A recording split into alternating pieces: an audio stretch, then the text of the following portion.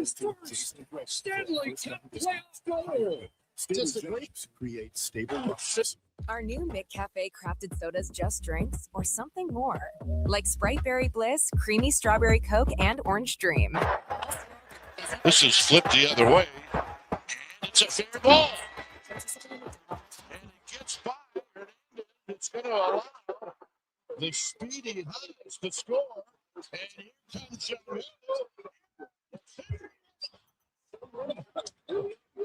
Qualifying owners can lease a Nissan Rogue S for the equivalent of $99 weekly at 0% for 36 months, $430 monthly. Offer includes 1,100 Nissan bonus and 0.4% loyalty rate reduction. Conditions apply. Visit Nissan.ca for details. Visit your local Edmonton and area Nissan dealer for more information.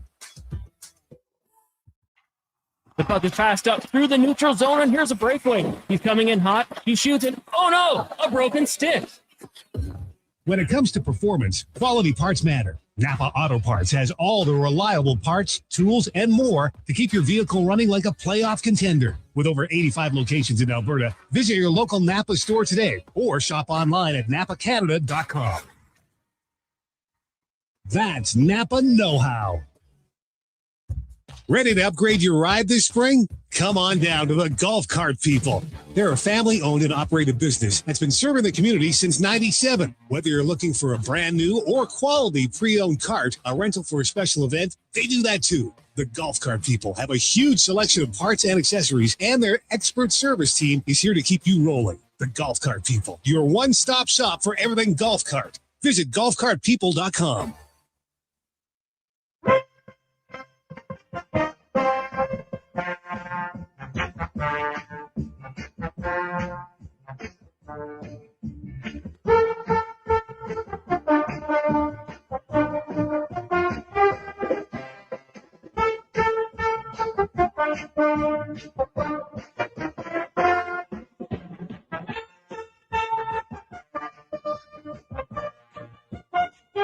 The Jason Gregor Show. Saved by Hudson.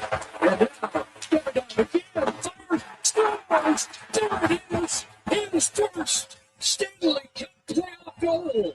On Sports 1440. Broken up by William Carlson. He sprints him in. Mitch Marner, who's in, and he stops it home. Mitchell Marner. It's a stretch pass from Wild Bill. Presented by PlayAlberta.ca, Alberta's only regulated online gambling website. This is flipped the other way. And it's a fair ball. And it gets by and ended. It's going to allow the speedy Hunters to score. And here comes Chicago.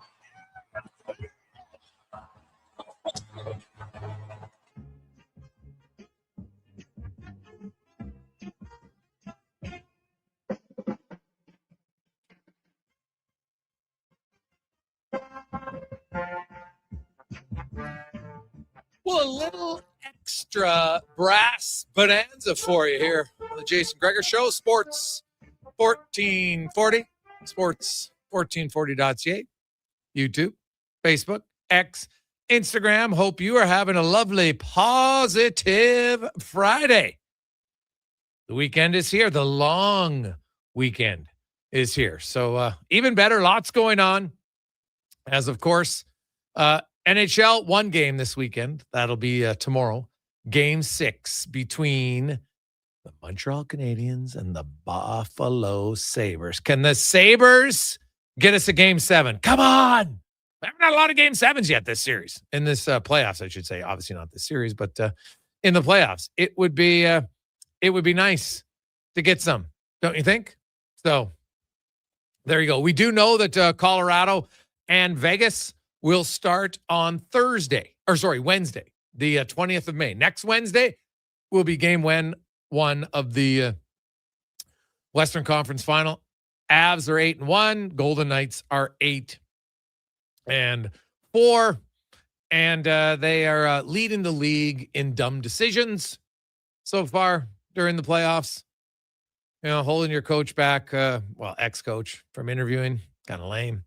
Then you throw in the fact that their current coach, after you win a series, decides not to do what's his responsibility and talk to the media. Dumb. right? It's dumb. There's no reason to do it. So I would hope the NHL would grow a set. And, I saw they're saying, well, they're mad that Braden McNabb got suspended. What? So what? Like, what a dumb decision, right? Absolutely dumb. Well, we didn't like the suspension, so we're not going to have our coach talk. We're going to act like petulant children. We didn't get our way. Like, awesome stuff. And hey, they're playing well. They last night to me looked like the team who was just a little bit more experienced, right? The Ducks were really never in that game. Mitch Marner scores again. How about Brett Howden? Another shorthanded goal. He's got 8 goals, first of all, in the postseason, and 3 of them are shorthanded.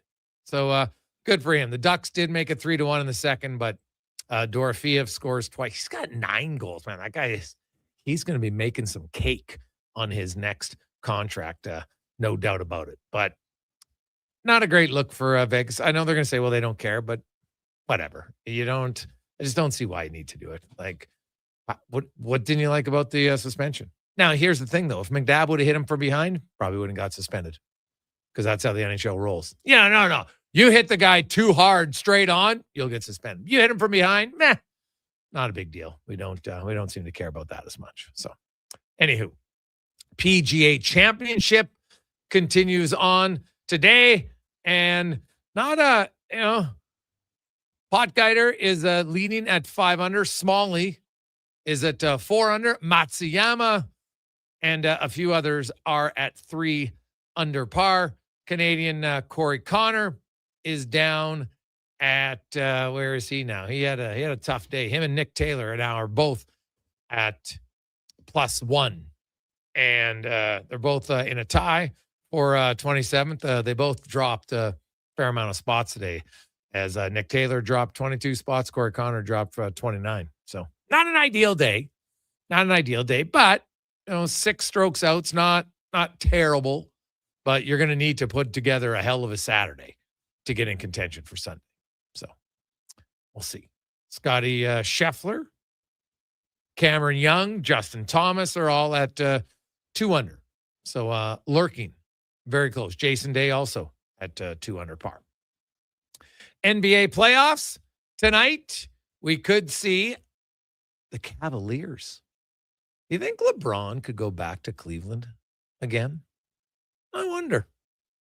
See what he does in the offseason. But Detroit will try to stave off elimination, need to win on the road. Meanwhile, the Timberwolves at home need a win to force a Game 7 against the Spurs. The Knicks and the Thunder are both waiting patiently to see who they will play in the Eastern and Western Conference Finals. We talked about it a lot yesterday, and the Oilers, their coaching search begins, and Bruce Cassidy, I think, is the leading candidate, no question in my mind. Peter Laviolette is another guy who's going to get interviewed. I would think Craig Berube could be on that list. I would guess the Oilers minimum 5 coaches, right? Like, I know there's lots to talk about Carl. Is Carl going to leave Denver? He's got a really good situation there. He might. Like, you're in a good situation, but you do have the opportunity to coach one of the best players in the National Hockey League. That opportunity doesn't come along very often. What if you're the head coach that helps put the Oilers over the top? I think you probably owe it to yourself to at least listen to and say, hey, I'll go through the interview process just to see. Because the other thing, and I outlined it yesterday, but whoever the new coach is of the Edmonton Oilers, you're coming in a good spot. You've got a good team. I don't even know who's on the roster in October. It doesn't matter. I know who the main core guys. McDavid's going nowhere. Draisaitl's going nowhere. Bouchard's going nowhere. Hyman's going nowhere. Right? Podkolzin's going nowhere. Go down the list. They got a good team. They're not a perfect team, but they got a pretty good team. They'll be rested. They'll be motivated. And they'll also be in the, we'd like to impress the new coach. Because do you remember? Now, maybe you don't, and that's understandable. But let's just go back, because this will be the fourth head coach who makes his debut for the Edmonton Oilers since, basically since 2019 of October, because Dave Tippett got hired in May of 2019. So they come out of the gate. Do you remember how the Oilers started under Dave Tippett? Well, I'll tell you. 7-1. 12-6-2 in their first 20 games. Had the 9th most points in the NHL that year. Fast forward to February 10th, 2022. Now Dave Tippett has been fired. Jay Woodcroft is promoted. Under Tippett that year, the Oilers were 23-18-3. Basically, had won 23 games, had lost 21. Average. Jay Woodcroft comes in. By the way, no changes to the lineup. Jay Woodcroft comes in, and the Oilers go 5-0 in their first 5 and 26-9-3 down the stretch. Second best record in the NHL. Second coach. I don't know if it's guilt or they're like, oh, we want to impress him, but you make no changes. Boom. They play well. Now you fast forward to Chris Knobloch. He was named head coach on November 12th, 2023. A year and a half after Woodcroft.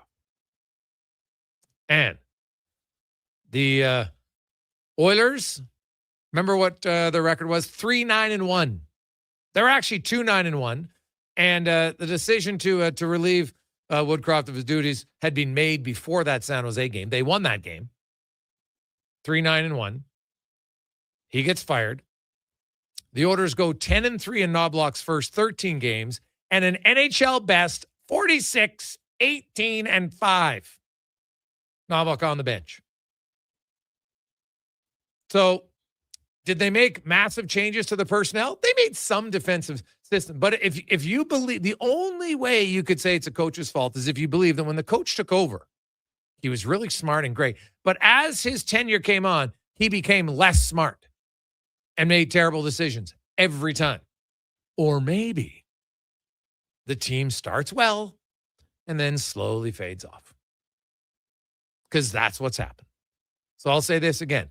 Whether it's Cassidy, whether it's Laviolette, whether it's Carl, whether it's Berube, whether it's someone else, I don't think it matters to the start of the season for whoever the coach is, because the Oilers have enough talent. And where their talent decides to be focused, they'll be good. I don't even know what their schedule looks like, because we won't see that for another 6-7 weeks, I would think. But history combined with a team that will respect the regular season, a team that is hungry for a good start, a team that is rested, healthy. None of their players, as of today, May 15th, not one Edmonton Oilers player requires off-season surgery. So unless somebody gets hurt training or one of Bouchard, Nurse, Ekholm, Szymanski, or Howard get nicked up at the World Championships, every one of these players should have a good summer of training. They'll come in mentally refreshed, physically refreshed, focused, ready to go. And there's always that last thing about, well, I wouldn't mind impressing the coach early on. So honestly, I don't think it matters. I don't think that this, so I just want to preface it early to get in front of it, because the Oilers are going to have a good start. And Pep are going to say, see, it was the coach. And I'm going to say, really? Maybe it's the players too, who are playing better. Just a thought. So I don't know, man. I did the digging on their last few coaches, and look how good they start right away. And it wasn't just a good start.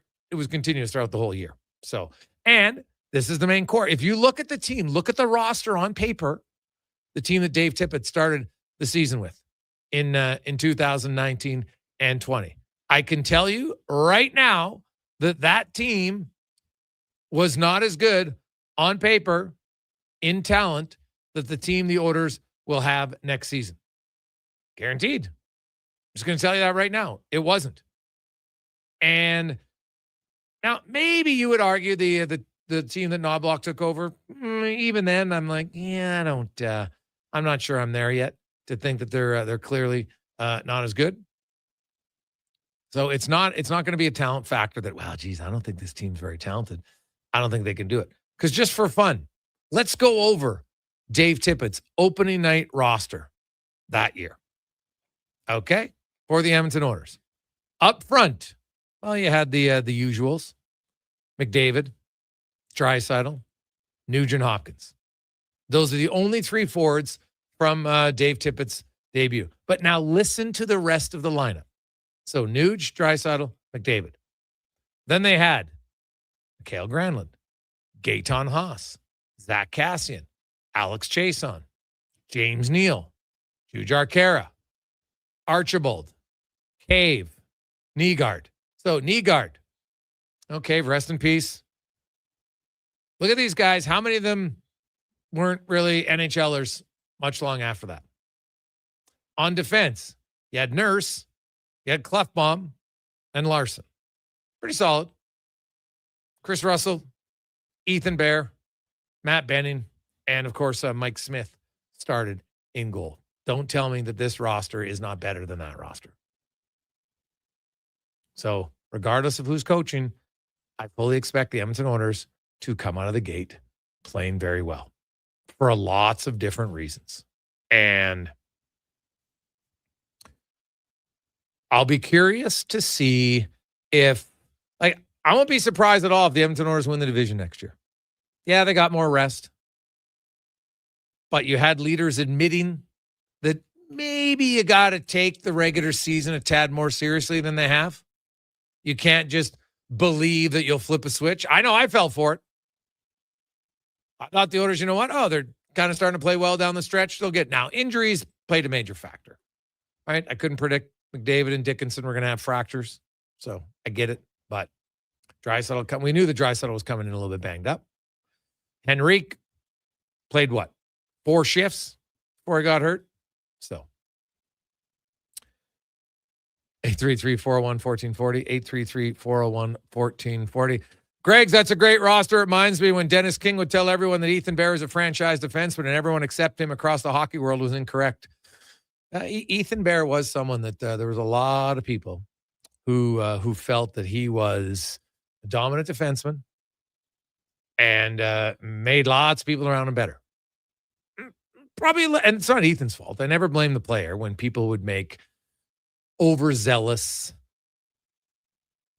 reactions, evaluations of a player. It's no different than Connor Bedard for me. Right? Like, you think about Connor Bedard right now, really good player. I like Connor. I think Connor Bedard's going to have another he was playing great until he got injured this year. No doubt. But you look at Connor Bedard right now, and so he has his contract's over. He needs a new deal. So for fun today, you're going to get to play GM prognosticator. Connor Bedard, Leo Carlsson. They both went first and second in their draft class in 2023. Bedard has played 219 NHL games, has 75 goals, and 203 points. Leo Carlsson has played 201 games, has 61 goals, 141 points, and played in his first playoff game this past season. Had 4 goals, 11 points in 12 games. And if you look at it, now Carlsson is a 2004, whereas Bedard's a 2005, right? Because they're about 6-7 months apart, December to July. Carlson's a little bit older, but same draft year because he's a late birthday. What do you think their contracts are going to look like? Bedard, Carlsson. It is, to me, a fascinating question to look and what's the difference? And when I look at Leo Carlsson and I say, in the next 5 years, who do I think is going to be the better player? I don't think there's an obvious answer. But I'll say this about Carlsson. First year, 29 points. Second year, 45 points. Third year, 67 points. Pretty big improvement. Bigger body, bigger guys usually on average take a little bit longer to develop. Get comfortable. Cons, what's your guess? In the AAVs, who do you think gets more? And is there going to be a significant separation in their AAVs? Both of them could be some of the last players in the NHL to get 8-year contracts if they wanted it, or they might choose less. I'll be curious. So what do you think? Just looking here, both these teams have cap space, right? There's not going to be a situation where you're dealing with that. Yeah. I was looking back. Slavkovsky got last season 8 years, $60 million. So just over, what is that, 7.5, just about. I'll put them a little bit higher with the cap going up. I think their agents put in a little work. If it's me, I would rather give Karlsson a little bit more just because of the body, the upside. I understand Bedard might be more the face of the franchise in Chicago, so it might go that route, but I think I'd be more comfortable playing Karlsson for what he can do. In that first series, Gregor, when he's, approaching the house, I'm thinking, watch out for this guy. He's extremely dangerous. So I think I'd rather give more money to Karlsson. Don't know if it plays out that way. I'm very interested to see who gets more and by how much. Or maybe they get the same. Maybe they wait. Does one guy get it first? It is going to be a fascinating one. Coming up today on the show, Thomas Hall got some Jays taking on Detroit. Good news for the Jays. No screw. He is out for the Tigers this weekend, so that's good news. We'll talk a little CFL with Justin Dunk. Craig Button will be by. We'll get his thoughts on the Oilers, thoughts on the remaining NHL playoffs, as well as the upcoming Memorial Cup, which teams he likes, some prospects to look for. Tonight in Prince Albert, the Raiders need a win to stave off elimination. They're trailing Everett 3-1. I don't know if you're watching last game or not, but Cons, they're fired up in PA. I mean, they're a small town. They love their hockey. They had 2 goals disallowed in a span of about 2 minutes. The first one, the referee's like over the net. You know how the referees will somehow get on the back of the net? He's looking for the puck, finally lost track of it, so he blew the whistle. And literally moments after he blows the whistle, like half a second, the puck squirts free, PA scores, and no one in the rink could hear the whistle because it's so loud, but still he had obviously blown his whistle, so they don't like it. They're pretty upset. 2 minutes later, they push a guy into the net. I thought that one was pretty easy. Clearly was a no goal. 2 goals called back, and guess what happened? Which this has happened in any place, but 2 goals called back in a playoff game. Suddenly there was a few beer skis thrown on the ice. Not smart. Somewhat expected, but it is going to be rocking at the Hauser tonight in PA. We'll touch on that. We got Low Tide, Livingston, and much, much more on a busy Friday afternoon. The Gregor Show, always brought to you by PlayAlberta.ca, Alberta's only regulated online gambling website, where tonight, $20 million up for grabs in Lotto Max and 20 prizes of $100,000. So get your tickets at PlayAlberta.ca. Legacy Heating and Cooling is your supplier of maximum comfort, bringing you the cool AC you need. You just have to call Legacy. Call Legacy. For comfort at night when the hot air suffocates you. Call Legacy. Call Legacy. For comfort in your wallet with no payments or interest for 1 year. Call Legacy. Call Legacy. You deserve comfort. Cool off today with AC from Legacy Heating and Cooling. New at Papa John's, the spinach Alfredo chicken tomato pizza. Say it with me now. Spinach Alfredo sauce, grilled chicken, fresh Roma tomatoes, all on our fresh, never frozen pizza dough. 4 favorites, 1 pizza. So let's run it back. The spinach Alfredo chicken tomato pizza. Right now, a large for just $18.99. Delivery or carry-out. Better ingredients, better pizza, Papa John's. Hear that? That's your entry calling.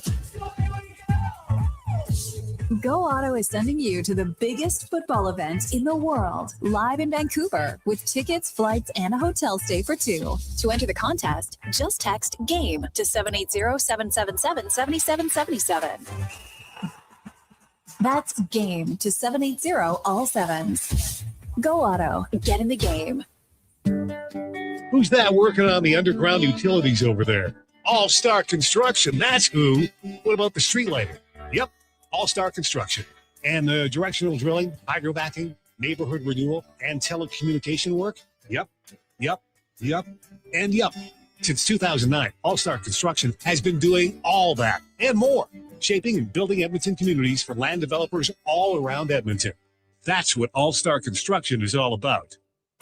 Big guests, bigger takes. Jason Gregor brings the names you know and the stories you don't. Weekdays, 2 to 6 on Sports 1440. Don't miss a minute of the action on Edmonton's sports leader, Sports 1440. Don't let equipment failure stop you cold. At AWS Welding in Nisku, our factory-trained service techs are on hand for all welding equipment repairs. We're a fully warranted center for Miller, Lincoln, and ESAB. And we service all makes and models. Proper, regular service extends the life of your gear and keeps it running at peak capacity. Don't wait for a breakdown. Book your service appointment today at 780-979-0470. AWS Welding. We make it happen. Hey there, I'm in the Fountain Tire sidecar, making a list of the things I'm doing this spring. 1. Saving you money, with up to 20% off select tires until June 13th. 2. Water skiing, tricky in a sidecar, but fun. And 3. Saving you more money, with mail-in rebates of up to $100 off a set of 4 select tires and $50 off a $150 service with the purchase of 4 select tires. Oh, that's 4 things. Oh well, restrictions apply. Book online at fountaintire.com. Fountain Tire. We're on this road together, Canada. I'm good to go. With Mortgages to Go, you'll be good to go. MortgagesToGo.ca says yes when the banks say no. That's why Alberta has trusted Mortgages to Go for over 23 years. If you need cash and have equity in your home, you're approved instantly, guaranteed. Call 1-888-888-5998. That's 1-888-888-5998. With Mortgages to Go, you'll say, I'm good to go. To the person who spends more time prepping than grilling. Hi, your Safeway PA announcer here. Our medium ground chuck burgers come in plain, cheddar, bacon, and our newest seasoning, all dressed. All you need to prepare is the grill, because your job is fire and our job is flavor. And right now, they're only $8.99 a pound. For this and more great summer deals, check our flyer at safeway.ca. Sale ends May 20th. Variety may vary by store.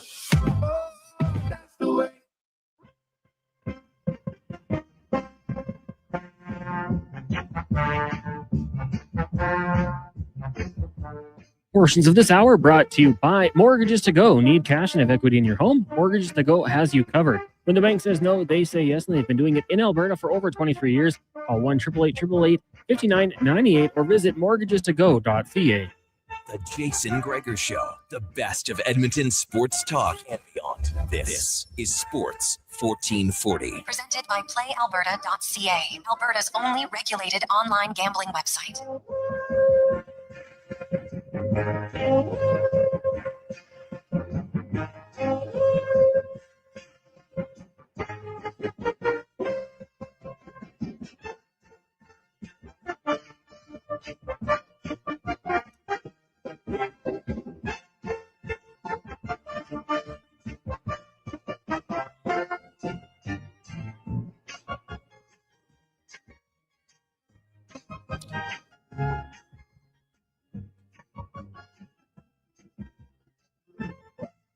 Positive Friday continues on. How you doing? Jason Gregor, Connor Halley, Declan Kruger with you as we roll through Friday, the long weekend. Woo!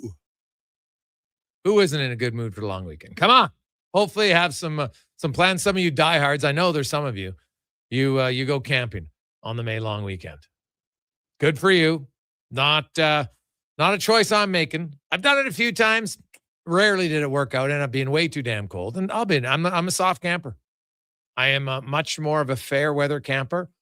It doesn't have to be, ridiculously beautiful, but I don't want to sleep in a tent with a 2-cone. Kind of defeats the purpose. So good for you. Those of you that are going, I hope you have good weather. But I think I saw snow in the forecast for a bit. That's not a shock at a May long weekend in Alberta, but good luck. I'm curious, how many people are going camping? It can't be that many. Right? Some of you are diehards. Now, maybe you have a trailer, so that's glamping. I'm talking like old school camping with a tent, sleeping bag. How many? Where are you going? Let us know. 833-401-1440, 833-401-1440. As tomorrow night, for the first time this playoffs, Saturday night at the Bell Center in Montreal, hockey night in Canada, the only game on the docket, and the Montreal Canadiens have a chance to punch their ticket to the Eastern Conference Final. As we go in the room, brought to you by Action Electrical. 53 years now, and they've grown and become one of the most diversified electrical contractors in the province, actionelectrical.net. As we are joined by Eric Engels from Sportsnet, beat reporter for the Montreal Canadiens. And Eric, this is what the Habs wanted. They got that big road win. It's kind of been odd. The home team hasn't really had much advantage in this series thus far. Yeah, that is funny. But I think the Canadiens are hoping that changes tomorrow. Yesterday, Cole Caulfield got his first, like this guy scored 40 even strength goals in the regular season. It was, so probably only a matter of time, but how big do you think that was for him and the team to see him score at even strength? Yeah, I think just seeing him score a couple games in a row is key, right? Especially with the first Saturday night at the Bell Center and the first Saturday night of these playoffs for the Canadiens coming up with an opportunity to punch their ticket to the Eastern Conference Final. And Cole Caulfield scored 21 goals on Saturday nights this year, and they were 14-8-1 on Saturday nights this year. And, despite the fact that they're 2-3 at the Bell Center, and you mentioned the home team thing, like, they feel pretty good about the way they played there. If you go back to Game 6 against Tampa Bay, actually, if you go back to Game 4 against Tampa Bay, which they lost, they had a lead late in the second period. Game kind of shifted, momentum swing, and they had a chance to tie it in the third and just didn't get it done and went to Tampa and won Game 5, and then came back and played their best game of the playoffs in Game 6 and got goalied by Vasilevsky and lost 1-0 in overtime. I think it was not only the Canadiens' best game of the playoffs, it was the best game of these playoffs, period. If you didn't get to watch it, a 0-0 game all the way to overtime, goaltenders duel, crazy chances, amazing checking. It was honestly, Jason, it might have been the best NHL hockey game I've been to as a reporter in 18 years. It was unbelievable. And I think the Canadiens really like the way they played against the Sabres, despite splitting their home game so far in this series. They had a great chance to win Game 4, and a puck got shot off the stanchion and ended up in the back of the net, and they lost by 1 goal, and they went 1 for 7 on the power play, and they were 2 for 2 on the power play in Buffalo last night. So I think they just feel good about this whole situation. And just to wrap up the whole home point, Lindy Ruff talked last night about how the Sabres are 4-1 on the road, and if they won at the Bell Center, they'd treat Game 7 as a road game, meaning, if you read between the lines, they'll probably stay in a hotel if they make it to Game 7, like Tampa did, and ended up losing in Game 7. So the Canadiens are not doing that. They're embracing this opportunity if they have it home. You look at the matchups. Obviously, home ice hasn't been a big deal for matchups, but the Suzuki line obviously is the one that Buffalo has to be the most concerned with. Although I'd argue the way Newhook's playing, maybe he is a close second. But what do you make of the Newhook coming out party here in the postseason for Montreal? And why do you think he's had so much success? I think it's been a great story. I think Demidov last night, if you watched him play, was another story. He was unbelievable. The thing about Newhook is, when he won the Stanley Cup with the Colorado Avalanche, their third-line center, he's a 21-year-old kid who didn't have any personalized development, right? He's on a Stanley Cup contender where he didn't have time to kind of hold his hand and see him through the process, didn't have time to make his mistakes and figure his way through the league. And then he gets traded to Montreal for a couple draft picks. And, at a time where the Canadiens could afford to allow him to make his mistakes and afford to teach him and personalize his development. And it took him time to break through because he suffered a high ankle sprain 2 seasons ago that limited him to 55 games. And then this year, he got off to the best start to a season of his career at 12 points through the first 17 games, 6 goals, and suffered a displaced fracture of his ankle and missed 15 weeks in a row. It was crazy for him to have to go through that, come back post-Olympics at breakneck speed. And I thought he played some pretty good hockey, but didn't really pop until Game 7 against Tampa, where he scored a huge goal that ended up being the winner. And since then, he's just been on fire. He's a great example of not judging someone too soon. He's only 25 years old. And I just gave you the entire context of his development. So, it's like I said, it's a great example of you got to let your prospects bake and teach them and develop them. And then you never know when they'll come through for you. You hope it'll be at the most important time. And that's exactly what Alex Newhook has done. Eric Engels joins us. Eric, what do you think Buffalo is going to do in goal tomorrow night? Well, they're going to go with Alex Lyon. I don't think that's going to be a debate for them. Luukkonen had the last 2 games. Lyon comes in the third. Slavkovsky beat him and hit the post. Demidov beat him with an unbelievable shot. He didn't face more than 2 others, I think, in that third period where the Sabres were pressing. And I just think, they've gone through this rotation through the entire season. They have no reason to doubt it now. Both goalies have been good. The issue is not in net, no matter how many goals the Canadians have poured in this series. It's that, the Sabres play high event, high risk hockey. And I think they're learning that doesn't work if you play against a team that can lock it down defensively the way the Canadians have, and the way some other teams that probably defend even a little better than the Canadians do at times have in these playoffs. It's, and that's a normal lesson to be learning at the developmental age the Sabres are at. Whether or not they've taken something from it immediately is up for debate, and we'll find out tomorrow night at the Bell Center and potentially at KeyBank Center if they're able to extend the series. But if they don't start defending better, and not just with desperation, but like with real structure, connected structure, I don't anticipate they're making it beyond tomorrow. You look at the Canadian season, and obviously I think, now if they don't win the series, it's still a good year, but it won't be necessarily as successful. But when the season started, people would say, hey, they're 1 win away from going to the Eastern Conference Final. People are doing cartwheels. Now that they're here, though, have you noticed, have expectations changed around, or do most people say, hey, this is a really good season, we'd love it to continue, but regardless of what happens, this has been a very good step forward for the organization? I think expectations are earned, right, Jay? Yeah. Of course they've risen because the Canadians have merited that. They've been full value with the way they played. And I think you look at the way they locked it down through the trade deadline up until the playoffs, and then had no choice but to lift that to another level and having to play a team like Tampa in the first round. It's made them into who they are and who we're seeing. And are they still early on their contention window? Absolutely. We're looking at a team that has an elite first line, one of the best first lines in hockey. That's undebatable going through the last 2 years and what they're able to do together. Suzuki is the elder statesman of it, and he's 26. Caulfield is 25, and Slavkovsky just turned 22 at the end of March.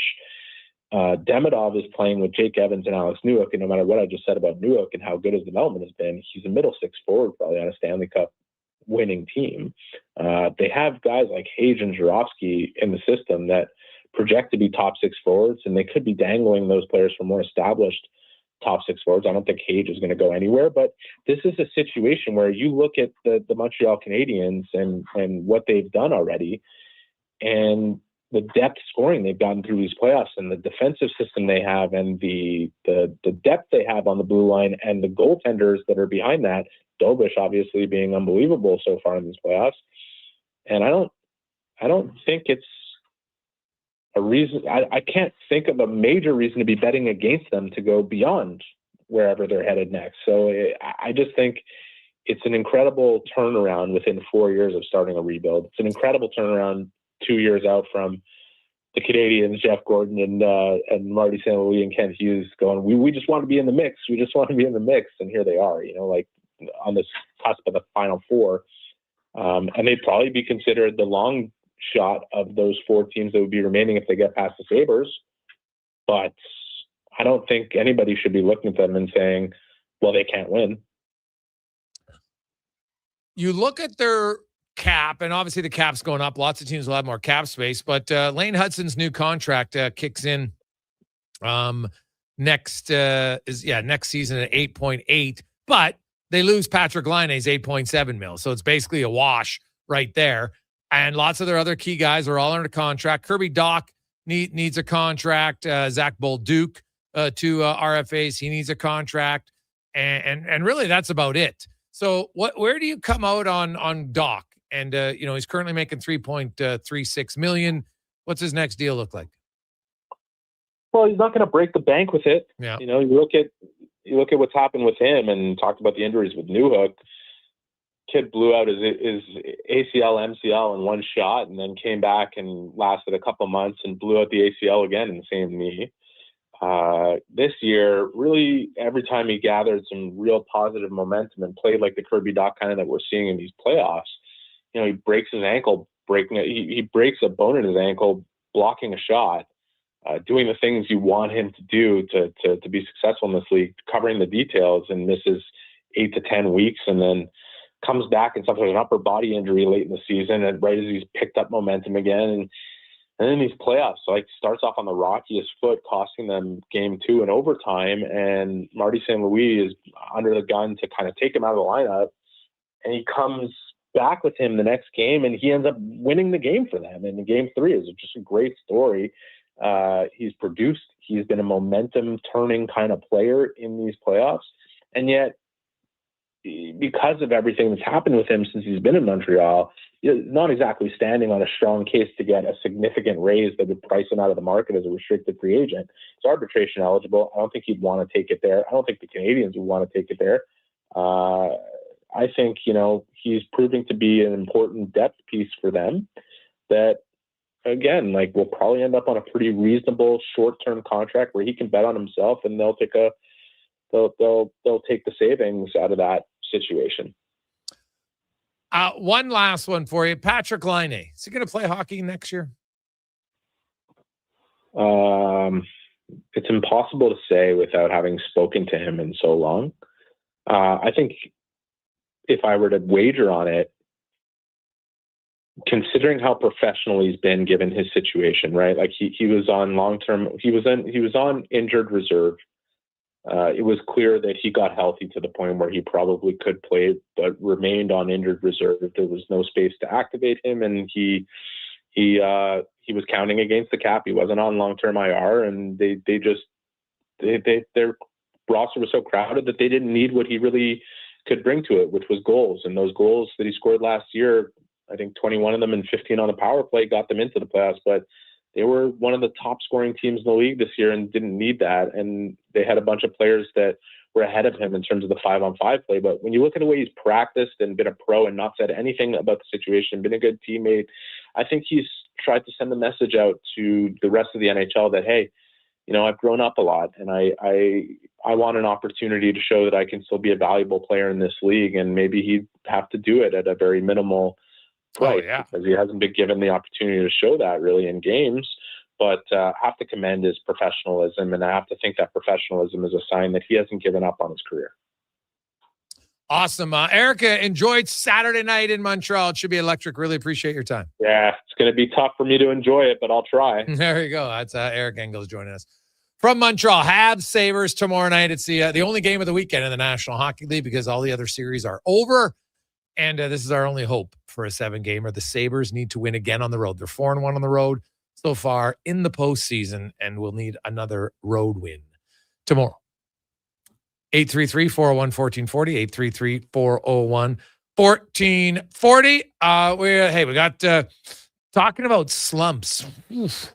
There's a few guys. Hey, remember Cal Raleigh finally got his hit? Now he's listed on the 10-game IR. There's been lots of speculation. We'll talk about another superstar. Is he injured or just in a funk of funks? We'll discuss it next on the Gregor Show, presented by PlayAlberta.ca. With Play Alberta, backing the home team goes beyond the bets. That's because your picks have provincial impact. Play Alberta is the only app in the province that puts all revenue directly back into supporting programs and services that Albertans rely on every day.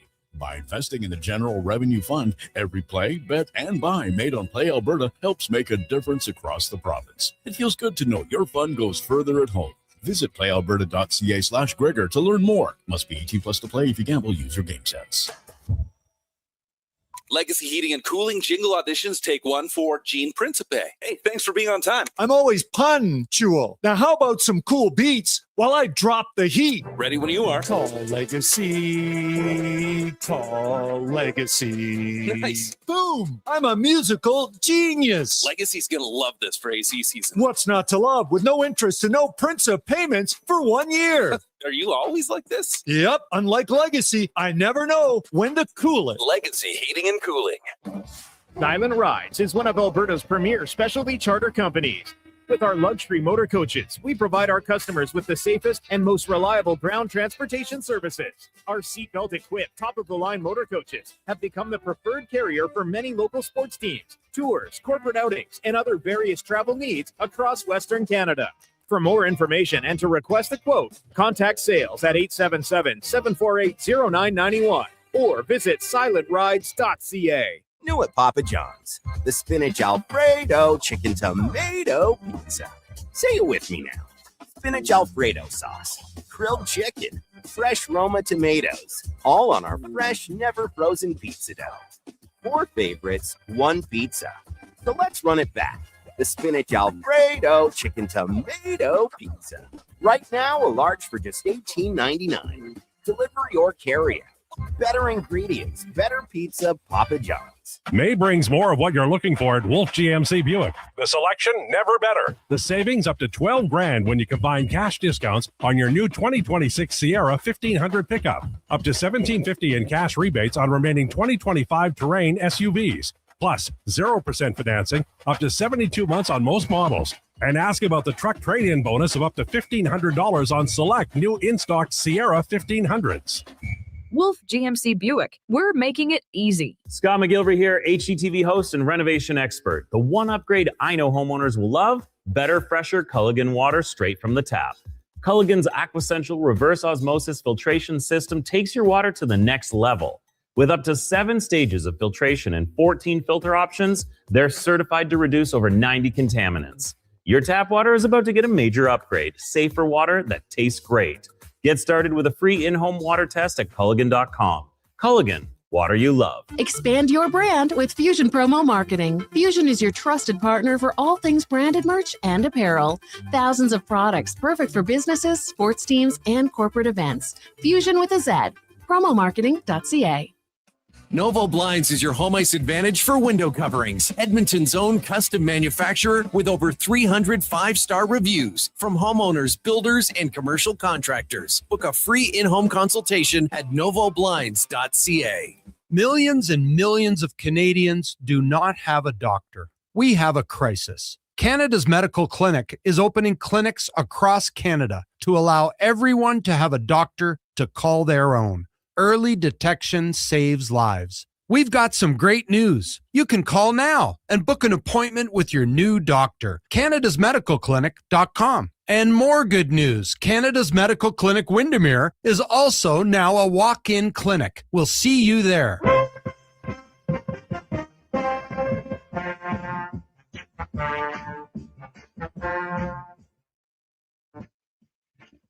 Portions of this hour brought to you by On the Rocks. It's the long weekend at OTR with Radioactive and the Barkells live on the OTR stage starting at 10, plus DJ food and drink specials, Jasper Ave 118th, or online at ontherocks.yeg.com. This is Sport 1440, where Edmonton talks sports. On YouTube, Facebook, and X. Here's Jason Gregor. Brought to you by playalberta.ca.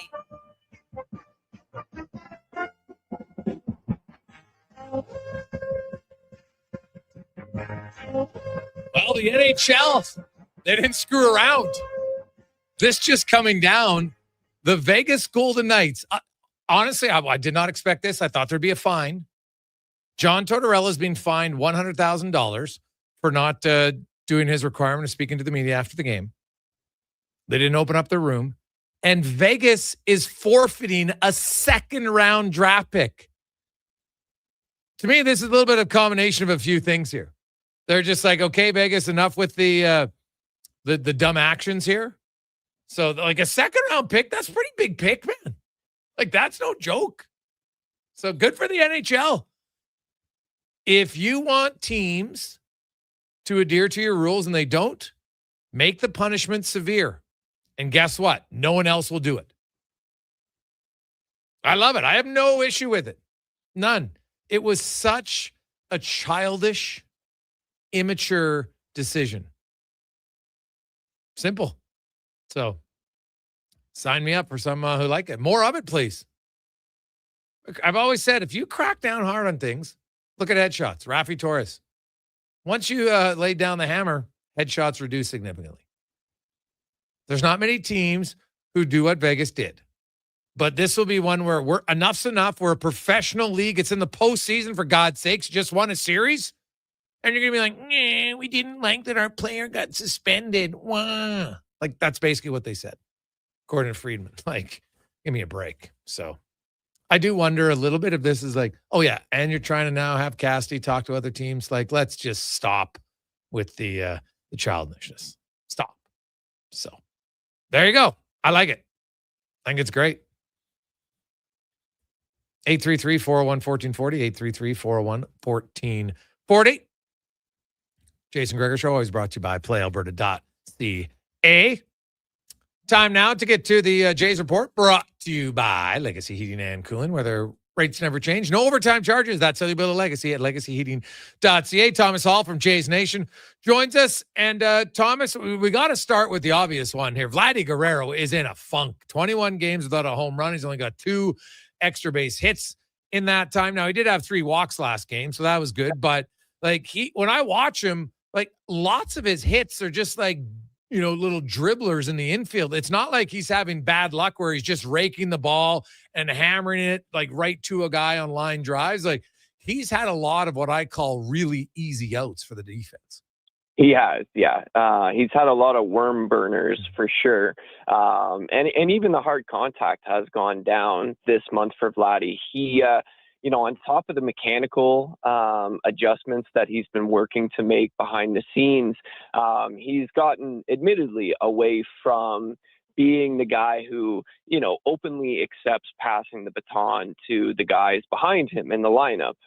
He has, you know, as we've seen from him numerous times in the past, Vladdy is struggling right now with having multiple guys out of the lineup, knowing that the offense is struggling and trying to be, you know, the franchise player who drags this team out of the mud and gets them going. And the result that we've been seeing from that is Vladdy making very poor swing decisions. He, on the year so far, has the highest chase rate of his career, making, you know, even in the zone, he's not swinging at pitches he can do damage on.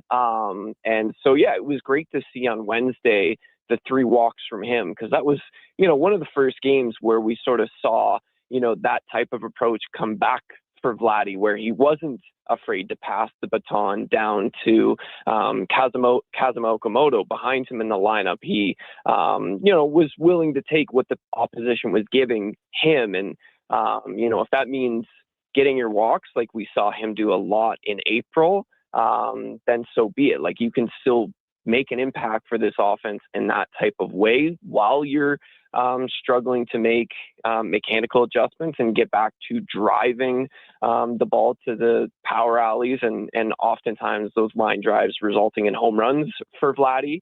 You know, it's something that he's you know, constantly battling with, that pressure of being, you know, the guy that everyone looks to in this lineup. But hopefully Wednesday is a performance that he can build off of moving forward here, especially as the Blue Jays start to face some tough pitchers, both against the Tigers coming up here and the Yankees as well next week. So you look ahead, and I'm sure he's working on it a lot, but like, if this keeps extending, what are their options here? Like, do you move him down the lineup? What do you do? Yeah, it's a really tricky situation because, especially too, the Blue Jays are missing so many key regulars on the position player side.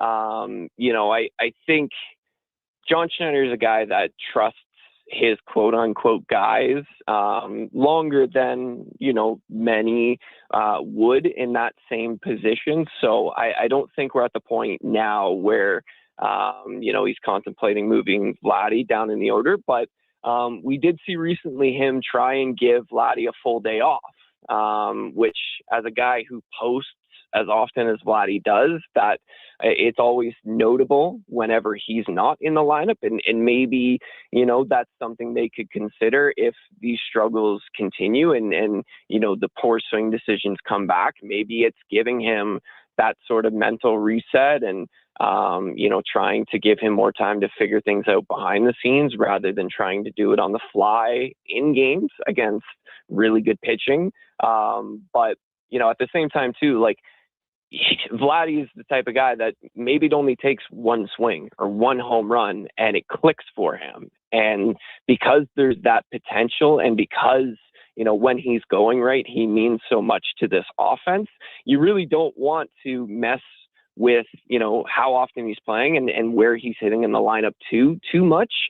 Maybe you could drop him down to 4 or 5 and bump up Okamoto, who has quickly become the best hitter on this team so far to begin this season. But I don't think we're at the point where we're considering any drastic, significant changes with Vladdy just yet in that regard.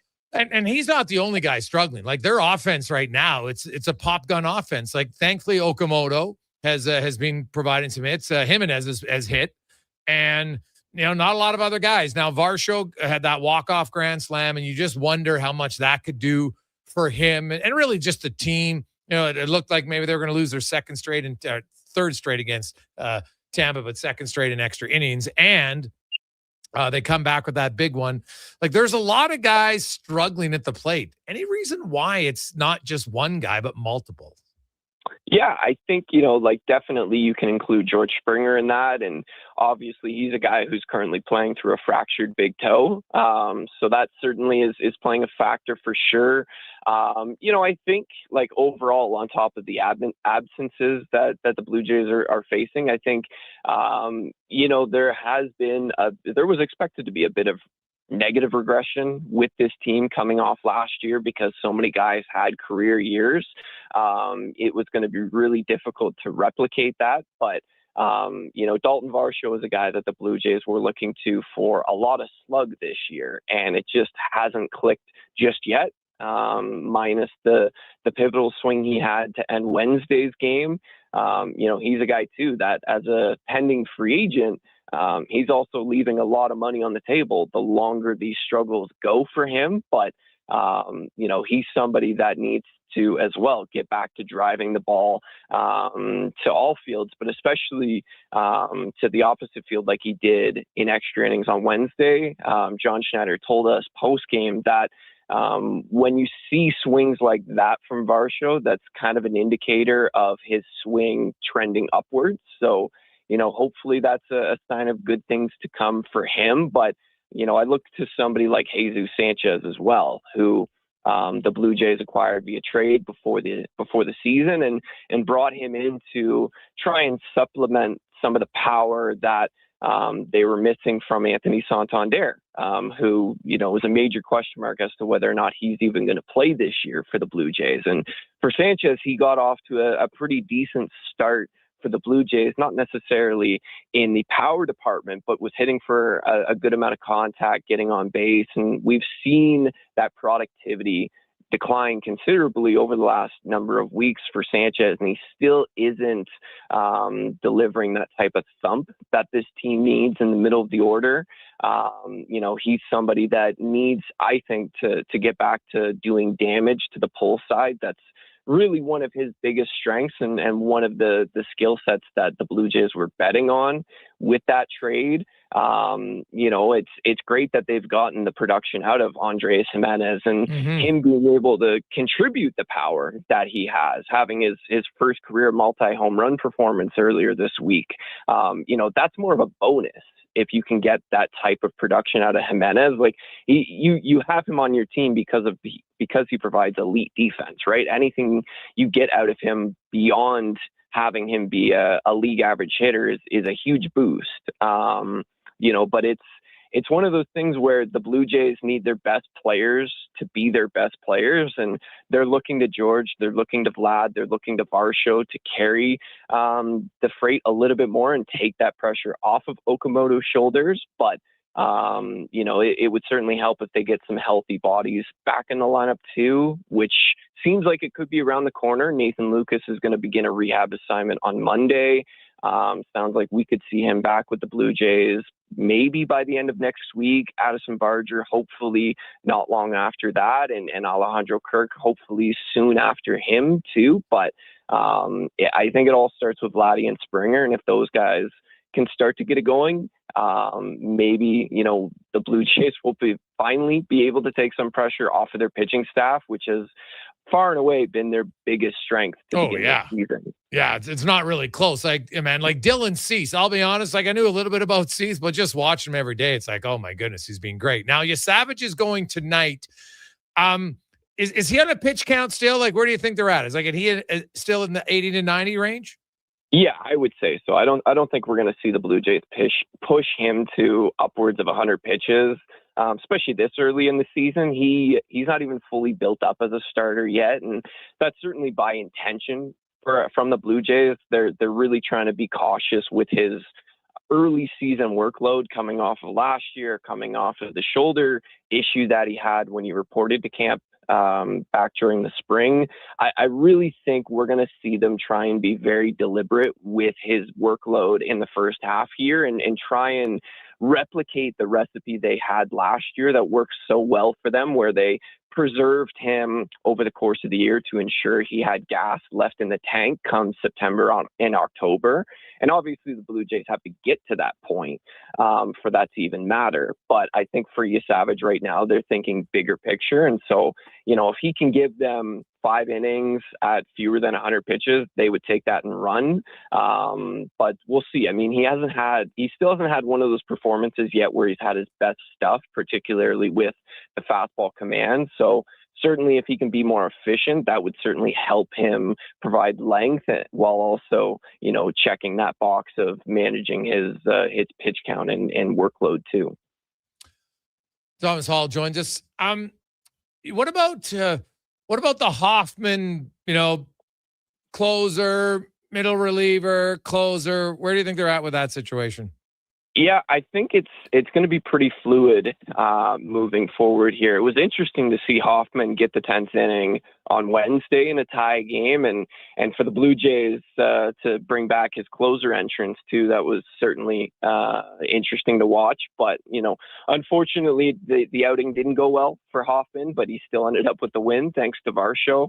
I think with how well Louis Varland has settled into that, closer by committee / designated closer type of role that he has, I think they're probably going to stick with him in that 9th inning role for now. But I think bigger picture here as we look at the Blue Jays bullpen, the way the game has gone in this era, most teams have multiple guys who can pitch in safe situations and do it well. And, I think that's kind of where the Blue Jays are at with Varland, Tyler Rogers as well, and Hoffman. I think it'll dictate by situation, by who's available, who's not. But I think anytime that Louis Varland is available to pitch in a safe situation, that will be their guy until further notice. And the way he's begun this year, it's hard to argue against that notion. Well, Thomas, quickly, obviously good news for the Jays. They don't have to face the ace of the Tigers, who's still rehabbing. But what do you look at the matchup this weekend for Toronto from, 3 pitching matchups as well as just, at the plate? How do you see them? How does this matchup potentially shape up? Well, I think, there are a lot of parallels between what the Jays have endured so far this season and the, disappointing start to the year that the Tigers have also encountered this year. Between all the injuries that both these teams can relate to, the Tigers at least can say that their best offensive players have been leading the way for them, whereas the Blue Jays haven't been able to say that as much. But I think this is still an advantageous matchup for the Blue Jays to take advantage of. And certainly they've struggled in that department to take care of business against teams that are below 500 in the standings. But I think this is still an opportunity for them to try and make up some ground in the standings and get on to a little bit of a roll here. I mean, outside of that opening weekend sweep of the A's, the Blue Jays really haven't been able to string together a lot of wins close together. And when you're not facing Tarek Skubal, you're facing a pieced together Tigers rotation. It's an opportunity for the Blue Jays to try and generate some momentum forward leading into next week's 4-game series against the Yankees.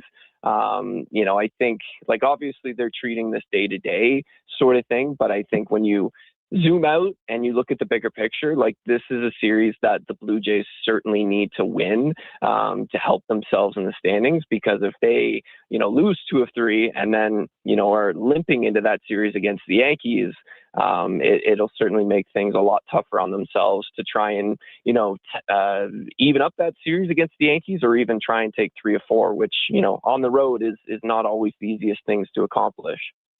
Awesome stuff, man. We appreciate it. Enjoy the weekend. All right. Sounds good. There you go. That's Justin Hall from Jays Nation. So we'll get to Sports 1440 update. Man, big announcement from the NHL today. No screwing around on Positive Friday. Enough's enough. The NHL dropped the hammer on the Vegas Golden Knights. Kind of like it. Let's get to the con man and a Sports 1440 update brought to you by GoAuto.ca. Cars, trucks, SUVs, you name it, they got it all. And I do highly recommend the Honda Pilot. Driving one from Go Auto, and it is easily the most spacious interior SUV I've ever driven. If you're a tall guy or tall gal, you feel like sometimes headroom's a problem, test drive the Pilot. You won't be disappointed. It's GoAuto.ca.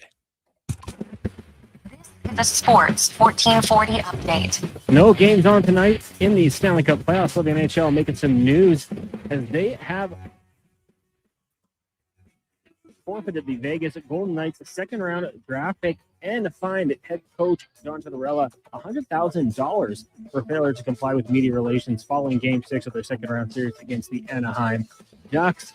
At the World Championship today, Canada victorious over Sweden. You also have Finland over Germany 3-1. Swiss knocks off the States 3-1, and Denmark falls to Czechia 4-1. Canada's action coming in tomorrow next, taking on Italy just after 6 a.m. in the association playoffs. Rolling on, Cavs and Pistons at 5 o'clock. Cleveland leading 3-2. Then at 7:30, the Spurs can wrap up their series against the Timberwolves in Minnesota. Major League Baseball, Blue Jays taking on the Tigers at 4:40. We'll have that one for you in progress following the Jason Gregor Show on our AM feed. And at the Players Championship right now, Aldrich Polkater in a tie atop the leaderboard with Alex Smalley and Maverick McGill at 4 under par. You've got a group of players within a few strokes. As for Canadians in action, Taylor Penchant, Nick Taylor, Corey Connors, all 1 over. Should be playing over the weekend with a cut projected to be +4. And WHL final, Game 5 between PA and Everett at 7:30. Silvertips leading that series 3-1. Coming up in hour 2 of the Jason Gregor Show, we'll be joined by our co-host, Wanye Gretz. We'll talk some CFL with Justin Dunk of 3downnation.com. I'm Connor Halley. This has been a Sports 1440 update. It's Sports 1440, a Stingray radio station broadcasting on Treaty 6 territory. Download the free iHeartRadio app and listen to CKJR wherever you go. And here comes Action Electrical Service Team sprinting onto the scene. These are your first responders for any electrical emergency. That's right. With their fleet of service vans and specialized gear, they assess, they service, and maintain electrical lighting and automation systems. They're all about rapid response. Quick diagnostics and repairs to restore power and safety fast. Hire the Action Electrical team to bring home a win for your project. Visit actionelectrical.net. Well, the John's, the spinach Alfredo chicken tomato pizza. Say it with me now. Spinach Alfredo sauce, grilled chicken, fresh Roma tomatoes, all on our fresh, never frozen pizza dough. 4 favorites, 1 pizza. So let's run it back. The spinach Alfredo chicken tomato pizza. Right now, a large for just $18.99. Deliver your carry it. Better ingredients, better pizza, Papa John's. Hear that? That's your entry calling. Go Auto is sending you to the biggest football event in the world, live in Vancouver, with tickets, flights, and a hotel stay for 2. To enter the contest, just text GAME to 780-777-7777. That's game to 780 all sevens. Go Auto, get in the game. Edmonton's only 24-hour-a-day sports radio station can be heard anytime, anywhere. Sports 1440 is streaming on your phone, your tablet, your computer. Download an app today and listen to Sports 1440. Come for Canada's largest trade shows, the biggest names in entertainment, exhilarating sporting events, and more. And stay for the experience at the Edmonton Expo Centre. Looking for the perfect place to host your next big event? From trade shows to galas, meetings, and concerts, the Edmonton Expo Centre has the space, event expertise, and service to make your next event unforgettable. With over 522,000 square feet of flexible event space, in-house catering, and operational expertise, they bring your biggest vision to life. Learn more at edmontonexpocentre.com today. What if you could hire motivated, safety-trained youth with no risk and funding to support you?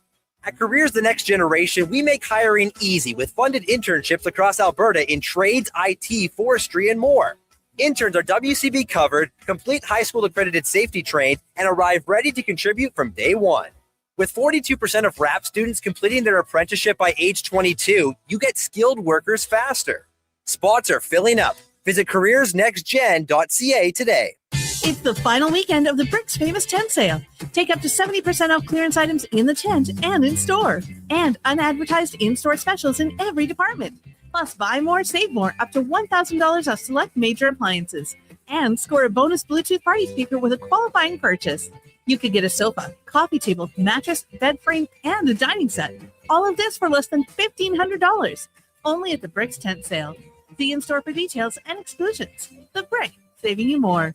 Hey there, it's Brandon Douglas from Sports 1440. If you're tired of slow, unreliable internet connections like I am, check out Starlink. It's fast, reliable, even in bad weather, and even works for 4K streaming for movie nights, online gaming, and more. Growing up on the farm in the sticks of central Alberta, we tried everything to get reliable internet, but we're always left with buffering video and half-loaded websites. There's nothing worse than losing your connection while streaming the big game. I'm getting mine set up soon and can't wait. If you're ready for better internet, order online in 2 minutes at starlink.com/radio or call 1-800-GO-STARLINK.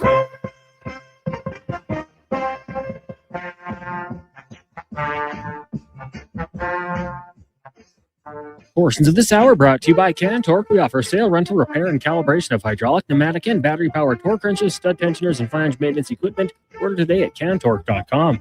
This is Sports 1440, where Edmonton talks sports. On YouTube, Facebook, and X. Here's Jason Gregor. Brought to you by playalberta.ca.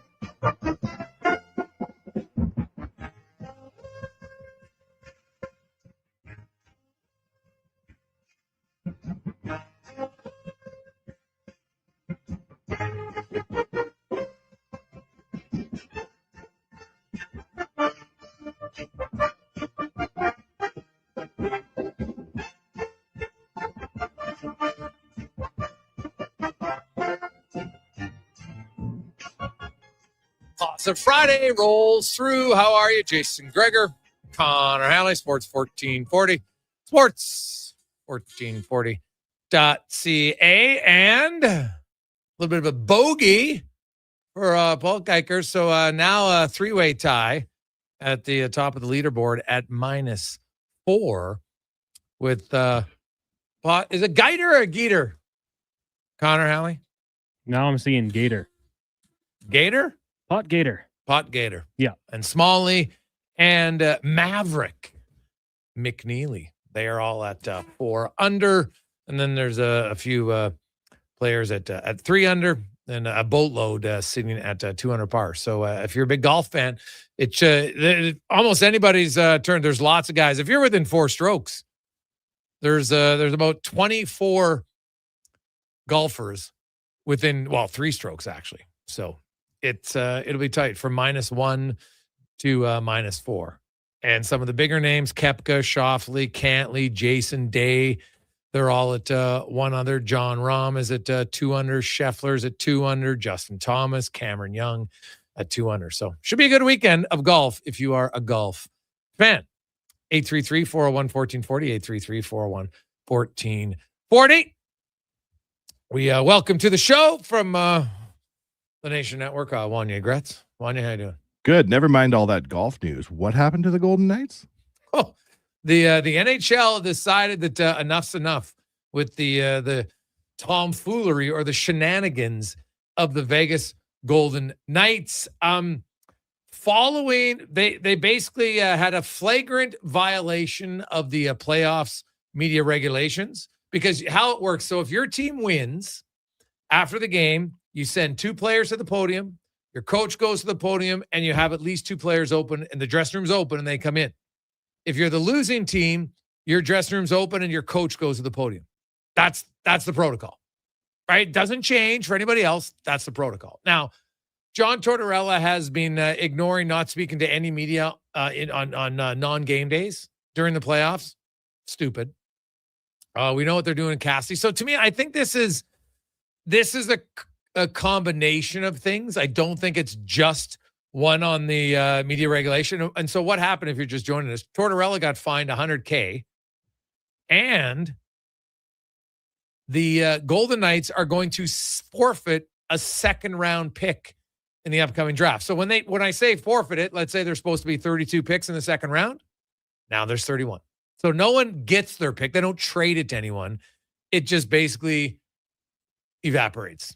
That seems high. It seems like the 100,000. Yeah, well, that's what I'm saying. The 100,000 of the coach, I remember Coach got fired $100,000 before cons. You can look it up, but we've seen it here. But a second round pick is pretty big. That's why I don't think this is just one decision. Maybe I'm wrong, but I wonder if this is okay. Tortorella's been doing his thing here, or we're cracking down here. Enough's enough. You're not granting Cassidy permission, which I still believe will be, and it wouldn't surprise me if it's already happened. It wouldn't surprise me at all. If Vegas woke up this morning and was like, hey, Bruce, here you go. You can go talk to Edmonton, LA, and Toronto. And away you go. Wouldn't surprise me at all. Little bit of gamesmanship by Vegas. I think at the end of the day, it's saying, hey, we're not going to make it easy. We'll delay it a little bit, and that's fine. Edmonton will have time to interview their other coaches, because he's not like he's the only coach that's going to get interviewed for the job. Laviolette is going to get interviewed. And I would think, there's a chance Craig Berube. The Carl one, I'm not sure. Now, if I was him and if they asked to interview me, I would do it just for the experience, because your first time interviewing, maybe you're nervous. How do you go through it? You can get better. No question about it. But Vegas, yes, they got their hand slapped for basically being childish. I wonder, is that kind of what Tortorella is designed to do? Not lose second round picks, but oftentimes he seems like he's a designated distraction, especially in big games and big situations. Like, not that you would ever want somebody to come in and lose you a second round draft pick, but is that almost part of the John Tortorella program in the playoffs, is trying to be the designated distraction for the team and maybe take some pressure off the dressing room?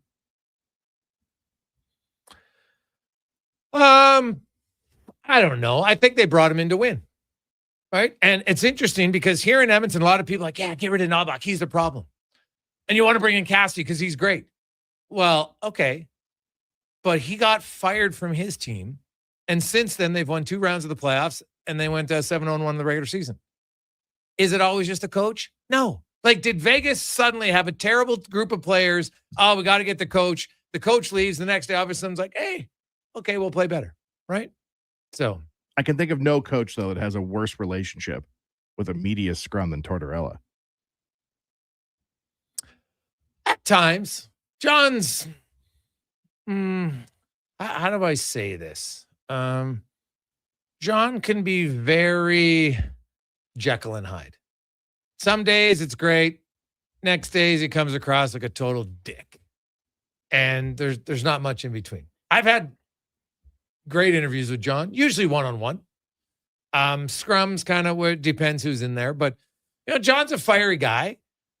But, in this case, there's, even if you were mad that McNabb got suspended, who cares? You won the game. You won the series, right? There's hills to die on for the right time. I'm not going to be mad to say, oh, yeah, well, we're going to get back at you because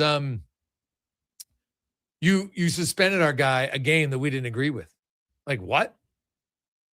Then get him to appeal it. Although, funny thing is about the appeal process in the NHL, in the playoffs, there's no time, right? Like other leagues, if you appeal it, you can keep playing until the appeal's heard. In the NHL, no. You appeal, but you'll keep sitting out until your appeal's heard. So on a one-gamer, it's impossible to appeal because you're not going to hear it. Vegas isn't the center of so many storylines. It's impressive how they find a way to get so much stuff done. Third time Tortorella's been fined. Yeah, no, but I was talking about a coach like 100K. 100K, fines. no. No, not for torts. But yeah, he's being fined. That's not new. But I know teams have been fined significant here recently. It's rare for a coach to get the 6-digit fine, but he, who knows? Maybe he doesn't care. Maybe he'll just be like, whatever. But that's still a fairly big chunk of change. And just because you have money doesn't mean you just want to give it away for something like, you think about it, it's like, I just could have sat on the podium, talked for 5 to 8 minutes and saved myself $100,000. Right. And like, I know I can tell exactly Vegas, this is them telling themselves it's us against the world. Yep. Teams do it all the time. I'm like, no one was against you. The league suspended your player for a cheap hit. No one's against you. Like, it's a pretty dirty hit. What are you talking about here? And you won the game. You raise a very valid point. Yeah. Gregor Cassidy got fired by nice, but he also won a cup his first year. I don't discount that. But did he suddenly become bad? The point is, too often in the NHL, the coach takes the bullets. The coach takes the blame. I outlined it earlier on the Edmonton Oilers. Look at their numbers. Their last coaches that they have fired. Look at how they've played when the new coach came in. Right? The Edmonton Oilers missed the playoffs in 2019. Then they got a new coach, right? Todd McClellan. Well, he had been fired during the 18-19 season. Then Ken Hitchcock came and finished the year. Didn't lead to any change. So now they fire their coach. They have the whole offseason. New coach comes in. The Oilers start 7-1. And they go 12-6-2 in their first 20 on a Tippett. Now, Dave Tippett's the same coach. He started in October of 2019. In February of 2022, not even 3 years, he gets fired. Jay Woodcroft starts. When Tippett was fired, the Oilers had won 23 games, lost 21 games. 2 games over 500. Woodcroft comes in. They win their first 5. They go 26-9-3. So 26-12. Second best record in the NHL. Then you fast forward 18 months. Chris Knobloch. Actually, a little bit more than 18 months. It'd be 20 months. And almost to the day, right? Because it was February 10th. Now we're talking November 12th, 2023. Woodcroft gets fired. Chris Knobloch comes in. The Oilers were 3-9-1 when Woody got fired. They go 10-3 in Knobloch's first 13 games. And they had the best record in that 69-game stretch, 46-18-5. Now, they didn't make any other trades. They just changed the coach. The same coach who had great success when he first started. So is there a pattern here? Maybe. Yes, there is. This team, they'll be on their best behavior. Whatever the new coach says, whether it's Cassidy, hell, it could be Wanye Gretz. It doesn't matter who the new coach is because they have talent on the team. The Oilers are not a talentless team. They got McDavid. They got Draisaitl. They got Bouchard. They got Hyman. Go down the list. They got a lot of talent. They're going to have a good start. They'll probably have a really good regular season because the players admit it. Well, geez, maybe we took it for granted last year. And they're going to be rested. And they're going to be motivated. And they're going to want to impress their new coach. So I'm not even sure it matters that much who the coach is to the start next year. So I just want to preface it. So I'm getting out in front of it because in October, after they have a good month, you see, it was Knobloch's fault. No, it wasn't. He might have played a small part of it, but the players themselves did not play consistently enough either. So it's never just one coach's fault is all I'm trying to say here. So like, look at Cassidy. Like, was Cassidy that bad of a coach? But all of a sudden he gets let go and now Vegas is doing great. They're 15-4-1 in his 20 games between the regular season and the playoffs. And Mark Stone's out. They're still playing well for the last few games anyway. So, hey, Gregor, does Knobloch still get paid as per his contract? Terry, 1,000%, dude.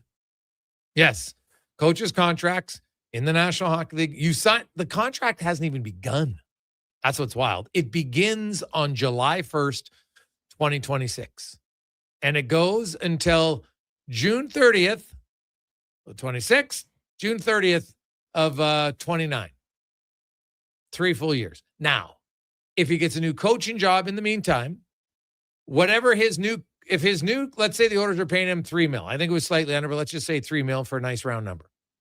His new coaching contract, if it's $3 million, the Oilers are completely off the books. But if his new coaching contract is $2 million, then the Oilers still have to pay him out whatever's the difference. So Cassidy has 1 year left on his deal, and it's rumored to be around $4.5 million. Now, maybe Edmonton signs him to a 3-4 year deal at, I don't care. Maybe it's the same money. He's won a cup. Maybe not. We'll see what it is. But even if it's 3.5 for the first year, he'll still get 4.5. Vegas will have to pay $1 million. Edmonton will pay 3.5. These coaches are starting to make real money. Yeah, it's not bad. It's no joke. Yeah, not bad at all. Quick break. We will return. It's the Gregor Show presented by PlayAlberta.ca. Whether you're a craft beer connoisseur or more of a wine aficionado, there's always something new to discover at Sherbrooke Liquor, a unique family-owned independent liquor store. The selection, incredible. The non-alcohol section is also very impressive. Sherbrooke Liquor, expert, knowledgeable staff with a passion for unique finds. More than just a liquor store, we're a community. Alberta's best, the one and only Sherbrooke Liquor. Wine, spirits, and oodles of beer. Visit SherbrookeLiquor.com. Cantork has turned 25. That's right, 25 years of building tools so good, they practically torque themselves. Hard work and innovation equals problem solved. See our latest designs at Cantork.com. Action Electrical Solar Team is now making a play for sustainability and savings. They're specialists in powering up for a greener future. That's the strategy. Designing and installing high-efficiency solar panels. They're helping homes and businesses combat rising utility costs by harnessing the power of the sun. A smart move for efficiency and the environment. Hire the Action Electrical team to bring home a win for your project. Visit actionelectrical.net. At Hughes, it's all about getting in and out quick and clean. No cash, no problem. With Hughes' new tap and wash system, all you need is your debit or credit card to get your vehicle sparkling clean. Find us at HughesCarWash.com. What? Sports talk on the go? You can listen to 1440 on the AM dial or stream us on your mobile device through apps like Radio Player, iHeart, and Stingray Music. Edmonton sports fans, turn to Sports 1440. 1440. Who's that working on the underground utilities over there? All Star Construction, that's who. What about the street lighting? Yep, All Star Construction. And the directional drilling, hydrovacking, neighborhood renewal, and telecommunication work? Yep. Since 2009, All Star Construction has been doing all that and more, shaping and building Edmonton communities for land developers all around Edmonton. That's what All Star Construction is all about. Your protein drink should work as hard as you do. That's why Booster Juice is hitting the gym harder than ever, brother. Meet your new gym buddies, the Way Too Good and Green Gains Booster Mixers. 2 new ripped and refreshing menu options that bench some serious protein. Perfect for pre or post workout. Way Too Good and Green Gains Booster Mixers taste like motivation. So what are you waiting for? Let's go! Booster Juice. Canadian born, blending since 1999. When life unexpectedly changes, it can leave us feeling unbalanced, uncertain, and unsure of how to move forward. But you don't have to go through it alone. I'm Corey Anderson with Fairway Divorce Solutions. Our team helps reestablish balance, guiding you through your divorce with compassion, clarity, and support. Fairway has helped more than 6,500 families across Canada find a path towards a peaceful, fair resolution. With 2 offices in Edmonton, we're here to make your journey easier. Discover your options at Fairway Divorce. Portions of this hour brought to you by Emerald Equipment. Emerald Equipment is Edmonton's newest dealer for Yanmar compact equipment. Machines built tough for jobs that don't quit. Get your new Yanmar compact track loaders with ASV Posi Track at Emerald Equipment.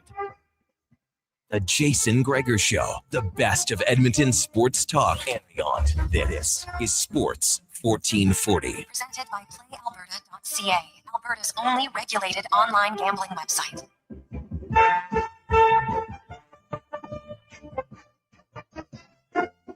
I think one of the more underrated overhead shots in sports is you see it here from the thanks to the blimp over. Anytime you can see the golf course from up above, anyone, it doesn't matter, man. You pick a local course, the Ranch or Glendale, anywhere. you have the opportunity to see it from, it just looks awesome. I don't know. I always like it. The overhead just give you, you see how big of a landmass it is, number one, but you get a pretty good, unique view of it. I've always felt that was a bit of an sometimes like the blimp overhead of a stadium, it's okay. But the golf course I find is much better to look at. 833-401-1440, 833-401-1440. If you missed it, Vegas has forfeited their second round draft pick in the 2026 NHL. Wow, they're going to have to forfeit according to the NHL. And John Tortorella has been fined $100K for their violation of the Stanley Cup playoff media relations protocols. Tortorella didn't speak. They didn't open up the room. That's a strike two. Now, I don't know, and I can't say for certain, did the fact that Tortorella's been snubbing the media on days between games regularly throughout the playoffs, not giving Cassidy permission to talk for vacancies as a coach, did any of that play into it? Maybe, because the second round pick is pretty steep, man. Like, it's pretty steep. You can get a really good player there, and you just lose it for nothing. So, be smarter. Be smarter, Vegas. That's all I can say about that. Sounding a little bit like Forrest Gump right there. Nice. 329. Let's get to our big guest of the day, brought to you by Silent Ice Center. And trust me, you won't be silent. It's going to be loud. It's going to be rocking all the classics. Gene Simmons, the Gene Simmons Band, coming to the Silent Ice Center in November. Get your tickets, man. They're going fast. Now it's a smaller venue. Smaller venues are awesome. Anytime I've been to a concert in a smaller venue, I just find it more intimate. I think it's great. So get your tickets, silenticecenter.com. As we're going to talk a little football, 3downnation.com. Justin Dunk joins us as we near the end almost of week one of the first week of training camp. Justin, how you doing? Doing well. Thanks for having me on, Jason. Hey, I appreciate you coming on. So here we are. It's early on. We do know there's some slight little rule changes this year outside of the 35-second shot clock. There's the double knee no longer is allowed. What'd you make of those kind of small little tweaks that they announced here earlier before training camp started? Just that. I think they're tweaks, nothing major. I get that Stuart Johnson really wants to speed the game up. So as you alluded to, the kneel downs does make sense to me if the qualifiers are met. And the big one, I think, is no more ties. And there's been some debate from football people that I've talked to, I should say, about the no ties and how it's being decided. And some of them say, it doesn't really feel like football because it's a 2-point convert from the 3-yard line that could ultimately decide a game if one team gets it and the other team doesn't. But I do understand the teams in the league not wanting these games to go on for a while or not having ties. So I think that the competition committee came to that resolution, and it could always be tweaked in the future. Okay. Yeah, and the thing about ties is I looked at it, like there's been like 2 in the last 5 years. It's not, to me, it's not a real big issue. And, lots of leagues have kind of gone away from it as much as they can. So away we go. It's super early. We are going to have our first preseason game coming up Monday, Calgary and Saskatchewan. And then all the other teams will get in action next weekend. It's obviously very early, but you look at all the offseason changes now and you see it for teams. We've seen the draft. Which teams do you think have improved the most, and which teams do you think might be on the way down?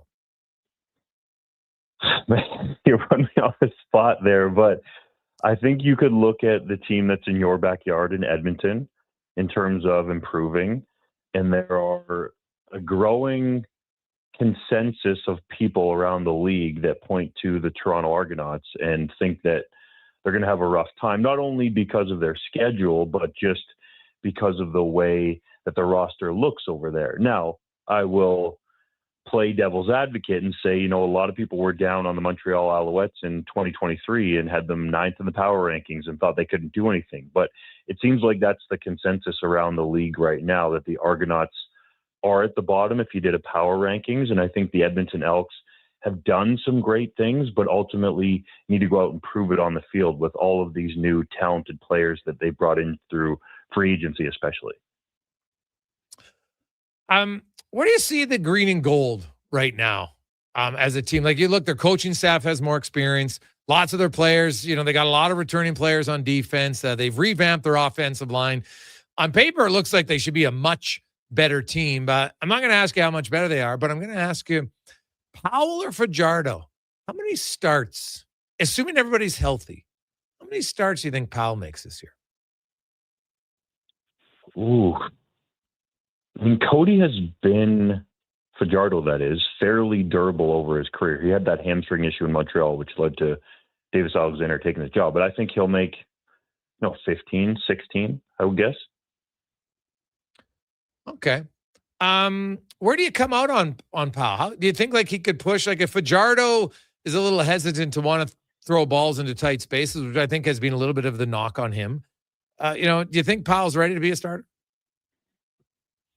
Based on the people, that I've talked to in Hamilton and how much Edmonton likes him, I do think he's ready for that opportunity again. And we got to remember that the last time we saw him, playing a decent amount of football games, that was a long time ago. Like, he essentially has not touched the field in 2 years.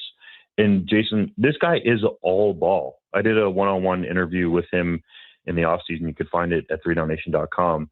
And literally, he just said his offseason was football, working out, and I think he's single, doesn't have any kids. Pretty sure he was living in like a cabin. You can ask him for specifics on that. And that was it. So this guy's all ball. So if there's ever going to be a quarterback that could be the next guy, I think Taylor Powell has a lot of those qualities. But as you know, you've seen this over so many years covering the CFL. Ultimately, you got to go out and do it. So it's a new offense for him with Jordan Maximic. He's got to get comfortable in there. But I do think that tandem, Cody Fajardo and Taylor Powell, gives Edmonton arguably, now there's going to be some differences here, but the best 1-2 punch at quarterback in the West Division. And I say arguably because I think that's changed very much with Winnipeg. Taylor Elgersma, I think, is an absolute rising potential star. But if you look at the rest of the West, that 1-2 punch is pretty good. And where do you come out on the Bombers? Right? Like they made a lot of offseason moves here. Like it's funny. We were talking earlier about they're the organization's a great example of you don't want to fire your coach too quickly. You kept the coach and GM in place, and you know what? They missed the playoffs the first 2 years, and then they lost in the first round the next 2 years, and they lost in the second round the next year, and then they went on a 5-year run of making it to the Grey Cup. And a lot of people were calling for Mike O'Shea's head well before year 5, for sure. Where do you see them at right now? Is this just a case of that they got older? Do you think they've been able to retool enough on the fly here? I think Winnipeg is a question mark, especially, again, when I talk to people around the Canadian Football League in terms of which way they could go. They did add some certified veteran talent there. Tim White in the receiving core is still explosive. Jarrell Broxton's going to help out that offensive line that hasn't been the same since Jermarcus Hardrick left. If Jake Seresna can bounce back from injury, that can be a major addition. But I think, honestly, the biggest add for them was getting Taylor Elgersma under contract. Based on people I've talked to that have seen him in Winnipeg, they feel like he is, let's say, a head above the rest in terms of the competition for that backup quarterback job behind Zach Collaros, who has had trouble, staying healthy for full seasons and, needs a better touchdown to interception ratio. So they have that potential. And I know it's early, but I've been around enough of these people to kind of get a feel for it. And I really felt like Nathan Rourke had a chance to be a star. That's happened. I think Elgersma has a chance, but needs to go out and prove it. So I think that's a big one for Winnipeg. But a lot of people around the league will say, are they able to take a step forward, or are they going to kind of keep tumbling down this mountain that they used to be on in the West Division? Justin Dunk joins us. We know that there's 2 games on TSN, and the rest of the preseason games are streamed live on CFL Plus. And last year, obviously, in the last few years, there's been all sorts of issues with that. I know they made a lot of rule changes, but at the end of the day, to me, the one big area where the CFL at times, like they need an app. I don't know if they have one yet, but their technical side is still a major issue. Are you confident that they will improve there? Stuart Johnston seems to be, and we did an article on this, Jason. I don't know if you caught it, but for the second year in a row, the CFL draft tracker went down for the count and did not get back up. Yeah. I think it was around the 6th round this year. And Stuart Johnston said at Grey Cup that the past year when that happened, that was unacceptable. Well, it happened again. And you cannot be considered a major professional sports league and have your draft tracker go down 2 years in a row. 1 year, potentially, but that wouldn't happen with any other major professional sports league in North America. So until I see it, I will not believe it. Yeah, well, that is, I'm kind of with you on that one. When you look at next year, when do you think the league is going to come out? And we know that the schedule's moved up, right? The Grey Cup's going to be earlier, which means the start of the season is going to be earlier. We got the goalposts and everything else that they're moving next year. I know there's concerns from lots of football people I've talked to that the draft is going to happen before the NFL draft, but I don't see any other way around it. Do you?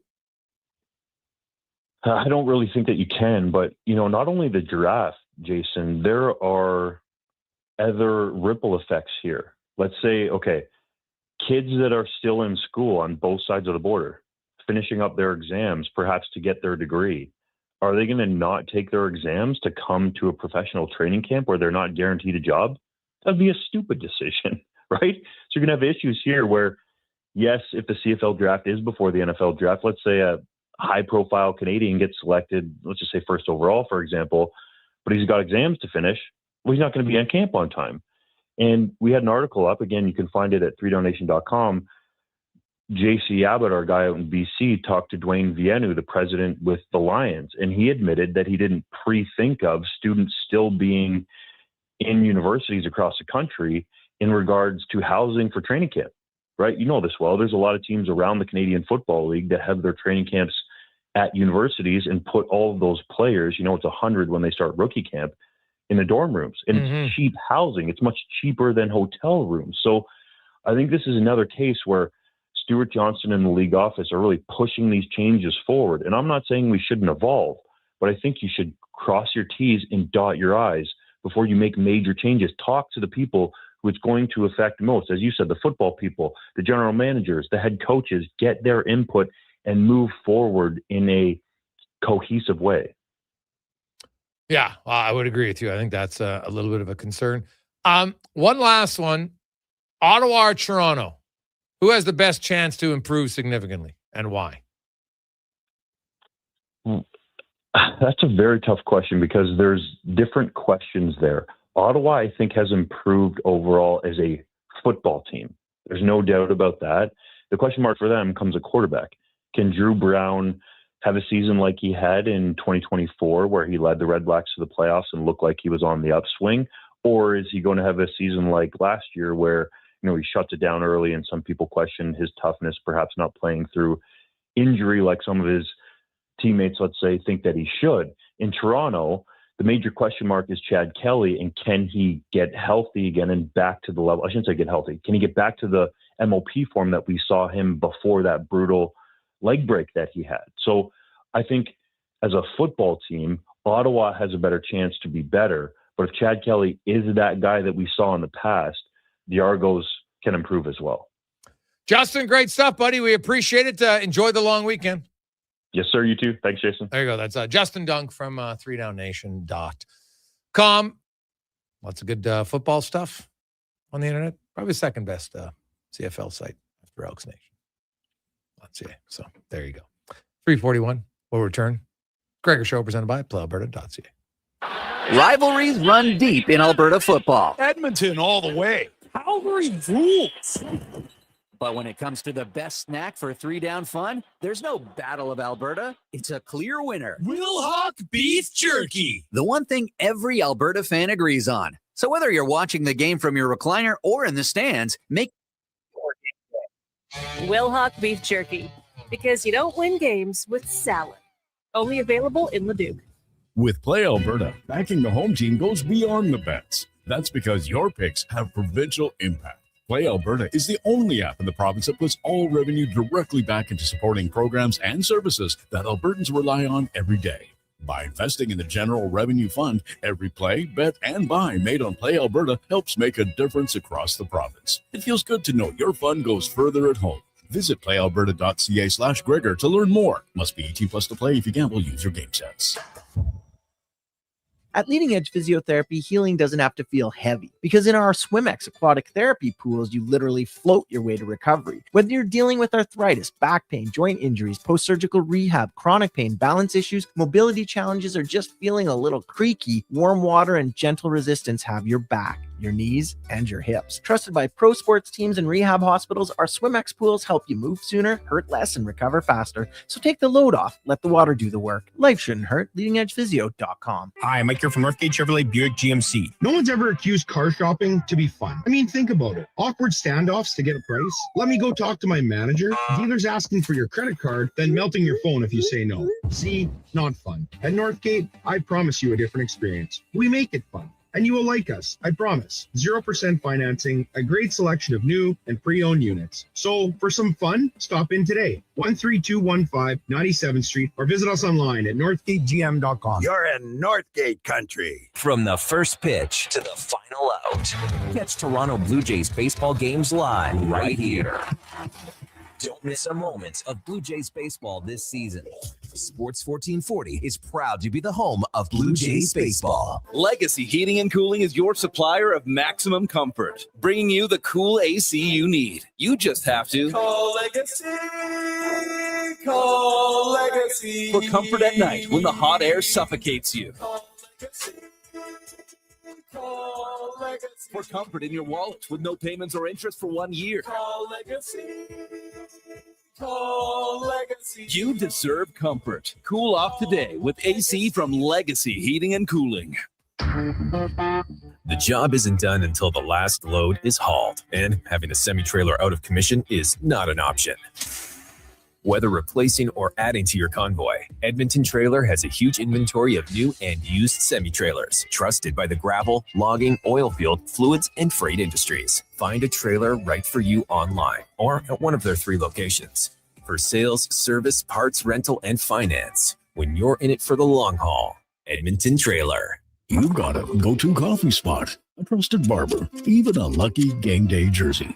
But when it's about looking your absolute best, there's only one name you need. Mr. Dirk. Family run since 1939. We're experts in crafting impeccable tailor-made suits and offering a wide variety of everyday styles. Pair that with personalized one-on-one fittings and the convenience of on-site tailoring. Mr. Dirk elevates your style game. Visit our Edmonton store or explore MrDirk.com. Score big on style with Mr. Dirk. From the local rinks to homes and businesses across the province, Alberta's rural natural gas utilities are here to fuel life affordably, reliably, and safely. We're members of the Federation of Alberta Gas Co-ops, providing natural gas to keep our rural neighborhoods warm and connected every day. It's local, dependable, and it's ours. To learn more about the Federation of Alberta Gas Co-ops and our members, and how natural gas fuels your community, visit fedgas.com. Alberta's energy.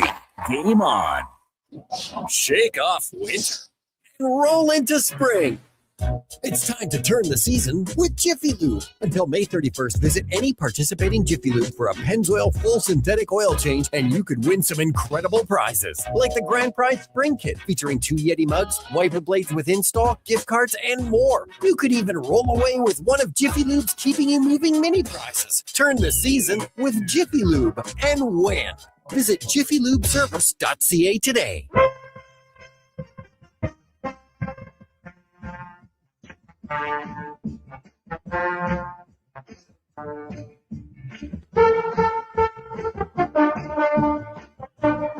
Portions of this hour brought to you by Papa John's. Looking for a tasty lunch? Papa John's has you covered. Get a small 2-topping pizza for only $9.99 with code S999 at papajohns.ca. Better ingredients, better pizza. Papa John's. The Jason Gregor Show, the best of Edmonton sports talk and beyond. This is Sports 1440. Presented by PlayAlberta.ca, Alberta's only regulated online gambling website.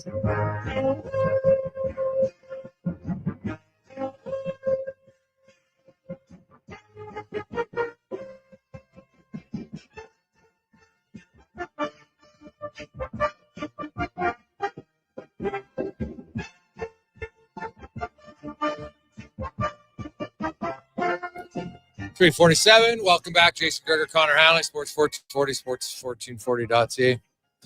YouTube, Facebook, X, and Instagram. Thanks for listening to the show. Thanks for watching. the show. We got a lot of text flying in.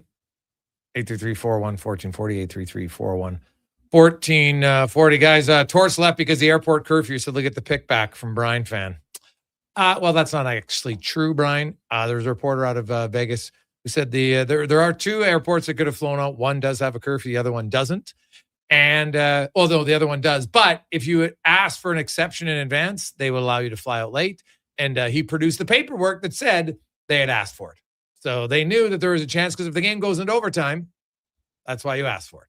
So I don't think that's going to stand up, considering a reporter already found that they had asked for that in advance. So they might appeal it, but I think it's going to be interesting to see if they actually win the appeal. Now, it wouldn't be the first time a team has been told they have to forfeit a pick, but then they don't forfeit. However, usually that's happened many years in advance. The draft is in 6 weeks. So yeah, I don't know if they'll be doing it. We'll see. Especially if you read the press release from the National Hockey League, that this was due to multiple, right? This imposition of these penalties comes after previous warnings were issued to the club regarding their compliance with the media regulations and other associated policies. Hello, Bruce Cassidy. Yes, this is not, that's what I said. There's no chance this is a one-time thing. No, this is accumulation. Did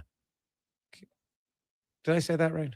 Accumulation. Yeah, I don't think I pronounced it right. Accumulation of multiple discretions in a row. So, hey, Gregor, didn't Ottawa weasel out of it? Well, yes, but that was because the new owner who owned the team was like, this has nothing to do with me. It was the previous owner.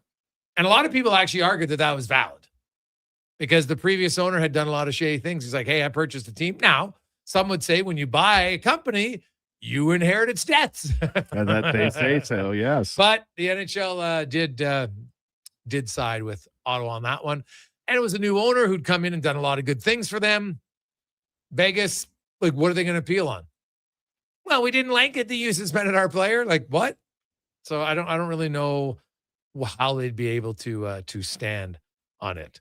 So and you won the game. Yeah, that's the part about you won. Yeah, it was a very odd timing to be that perturbed, to be like, yeah, we're going to send a strong message. I don't think you did.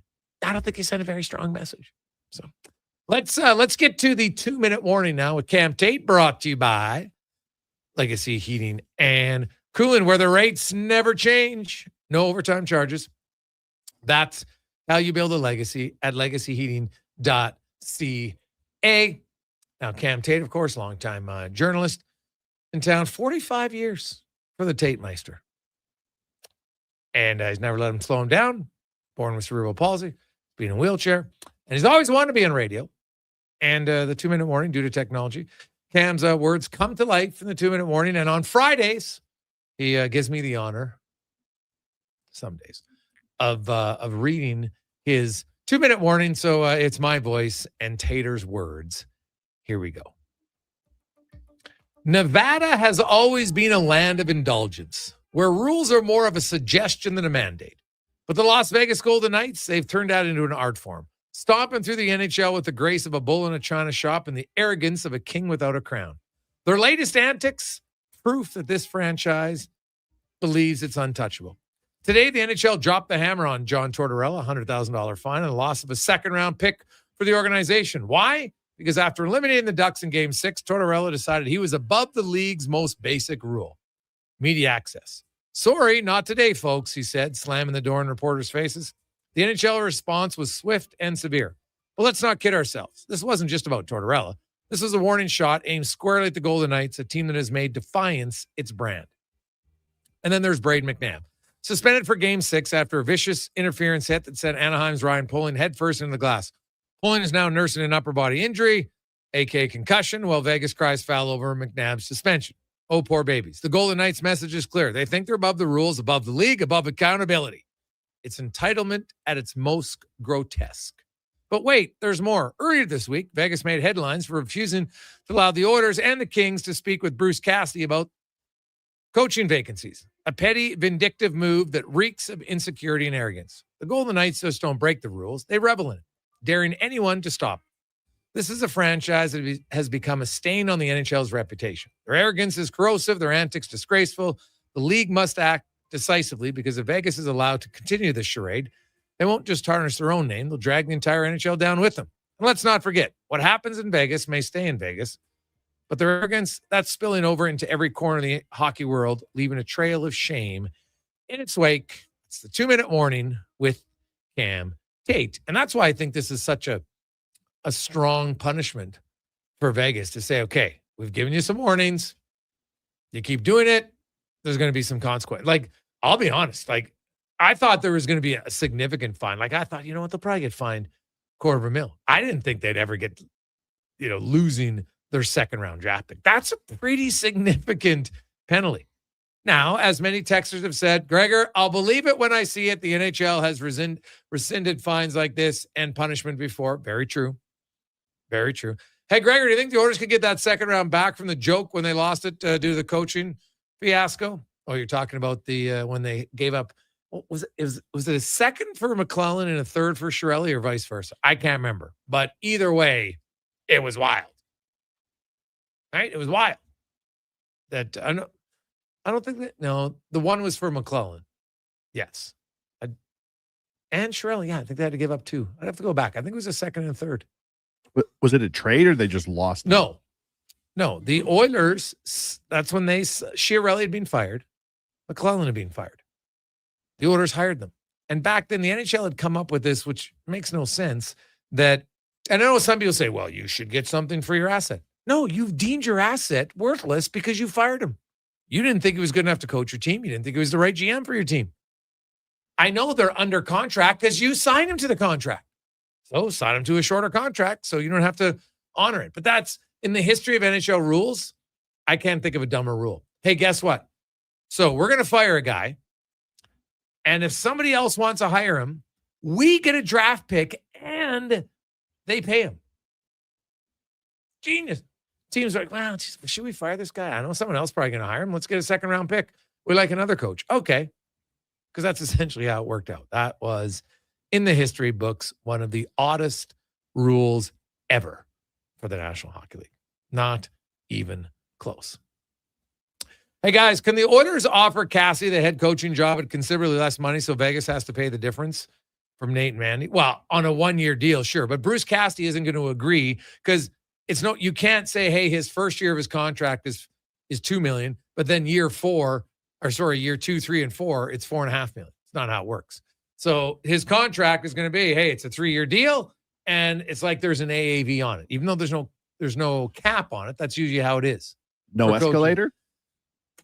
Not sometimes, but not very much in coaches, because you don't want to have an escalator as a coach because you're like, well, I get paid $2 million. What if I get fired halfway through? Now I know I'm still getting paid, but usually no, they want their money. And I think the reports were $4.5 million for Cassie. So now, could Edmonton say, hey, we're going to sign him to a 3-year deal at 3.5? They could, because he'd still get 4.5 his first year.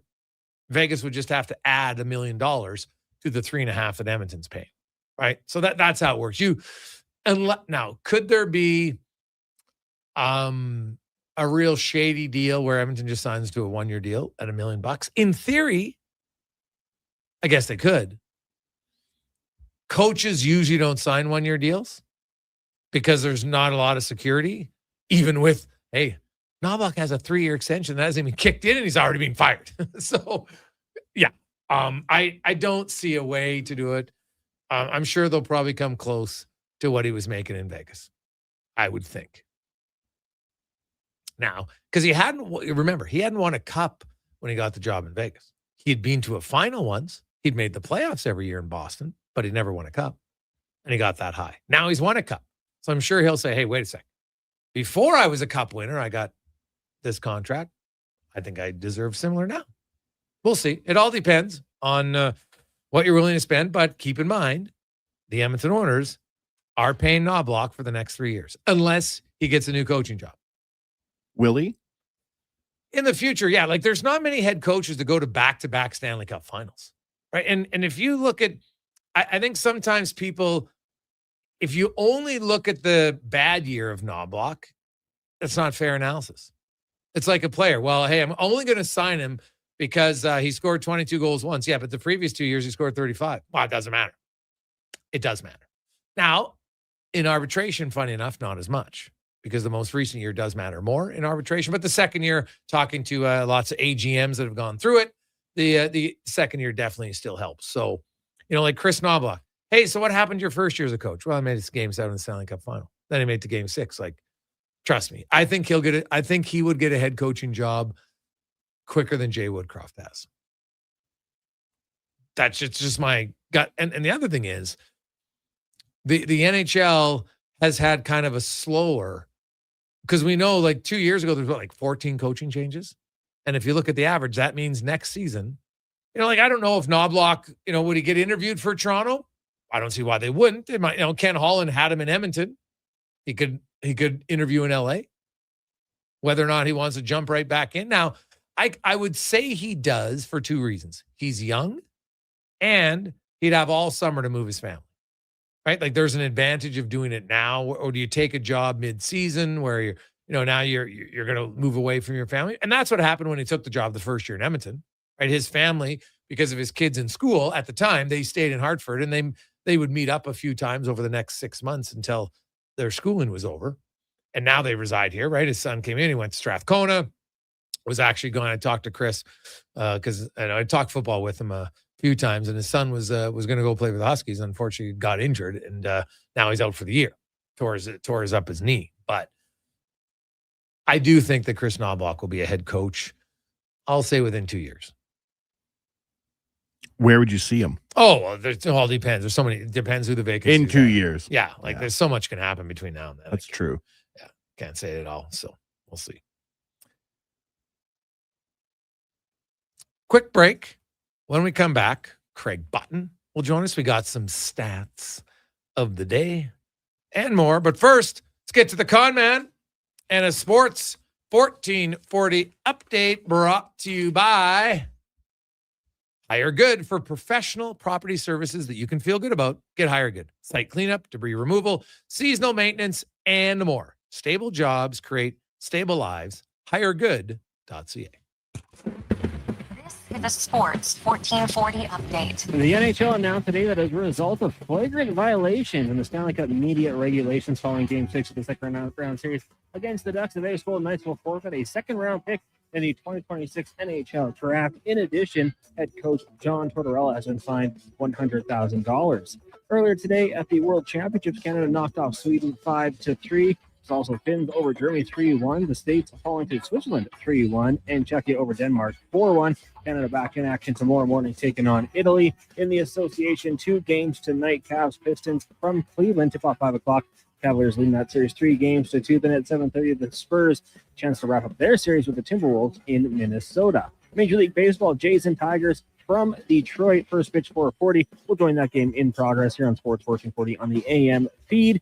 At the PGA Championship, round 2 action, Maverick McNeely atop the leaderboard. He is currently 5 under par. Alex Smalley 4 under. As for the Canadians, looks like all will be playing on the weekend with a projected cut at +4. Nick Taylor, Corey Connors 1 over par. Taylor Benches 3 over. And in the WHL, Game 5, PA Everett at 7:30. Silvertip lead that series 3-1. Coming up in Hour 3 of the Jason Gregor Show, we'll be joined by Craig Button from the NHL on TSN and Ask 5 Questions. I'm Connor Halley. This has been a Sports 1440 update. Sports 1440, the Stingray radio station. CKJR broadcasts from West Edmonton Mall and Wetaskiwin. Download the free Stingray music app and listen wherever you go. Hear that? That's your entry calling. Go Auto is sending you to the biggest football event in the world, live in Vancouver, with tickets, flights, and a hotel stay for 2. To enter the contest, just text GAME to 780-777-7777. That's GAME to 780 all 7s. Go Auto, get in the game. And now Action Electrical's testing team is on defense duty. They're the guardians of safety and compliance, a critical part of any lineup. Precisely. They perform rigorous safety and code compliance testing for commercial operations. Think of them as The referees, ensuring everything is up to standard before disaster strikes. Their preventative plays are legendary, spotting faults early. Hire the Action Electrical team to bring home a win for your project. Visit actionelectrical.net. Everything is going to be okay. Any business, regardless of size, can stumble occasionally. I'm Dan McDicken, a licensed insolvency trustee with Faber. If your business is facing financial challenges, our team of chartered insolvency and restructuring professionals have corporate debt recovery solutions that work. Schedule your free Faber focus session at faber.ca today. Chances of a positive outcome increase if you engage Faber sooner rather than later. I'm getting expressions and images to frame my hockey card collection in the man cave. Perfect. I'll come with you and bring our wedding photos. For sports memorabilia and family treasures, think Expressions and Images, your local custom framer since 91. You name it, we frame it. Summer, it's coming. An unstoppable force that will turn your home into the Sweatbox. Don't live in a summer blockbuster. Pro Solutions is your one-call solves-it-all expert for AC repairs, tune-ups, and new installations. With fast appointments and flexible financing, we'll make sure your home story has a comfortable ending. AC season is coming soon, so book today. Lock in pre-season pricing today. Visit ProSolutionsInc.ca. Drew, how are you? Your service today. You don't just need property services, you need problems handled. HireGood provides cleanup, debris removal, site monitoring, and safety. I think one of the more across underrated everything. We overhead reduce issues on your property, keep spaces safe, and take pressure off your team. We resolve 347. real problems for businesses while creating real impact because our team The is Con built Man on second and a chances. sports They show up every day ready to 1440 prove it. update Visit Brock. HireGoods.ca or call Update and Brock. mention Jason Gregor for a first-time discount. HireGood. Stable jobs create stable lives. Say hello to your new favorite drinks. Introducing new McCafe Refreshers. Icy cool, undeniably refreshing, and available in 3 flavors. Strawberry watermelon, mango pineapple, and blackberry passion fruit. Only at McDonald's. To the person who spends more time prepping than grilling. Hi, your Safeway PA announcer here. Our medium ground chuck burgers come in plain, cheddar, bacon, and our newest seasoning, all dressed. All you need to prepare is the grill, because your job is fire and our job is flavor. And right now, they're only $8.99 a pound. For this and more great summer deals, check our flyer at Safeway.ca. Sale ends May 20th. Variety may vary by store. Everybody loves a beautiful day in Edmonton. Hey, it's Jamie, and Green Drop Lawn Care is giving you one more reason to love the nice weather. Next Nice Day service. People always ask, how soon can Green Drop get here? Well, when you sign up with Next Nice Day service, we'll be there by tomorrow. Assuming Mother Nature cooperates, we'll be fertilizing and treating your weeds by the very next day. We'll even include Drought Fighter at no additional cost. Just another reason we have been Canada's lawn expert since 1979. Easy online signups only at greendrop.com. Your protein drink should work as hard as you do. That's why Booster Juice is hitting the gym harder than ever, brother. Meet your new gym buddies, the Way Too Good and Green Gains Booster Mixers. 2 new ripped and refreshing menu options that bench some serious protein. Perfect for pre or post workout. Way Too Good and Green Gains Booster Mixers taste like motivation. So what are you waiting for? Let's go! Booster Juice, Canadian born, blending since 1999.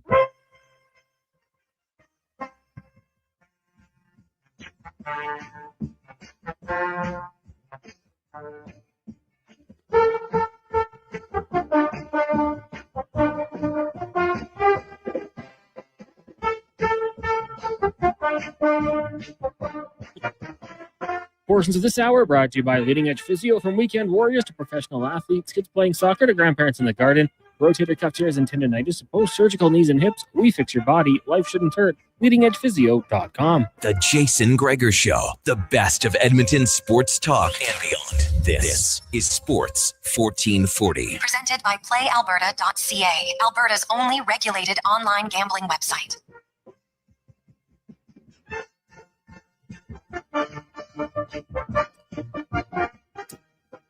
Positive Friday. Maybe you got off early or you're just counting down the minutes, 53 till 5 o'clock.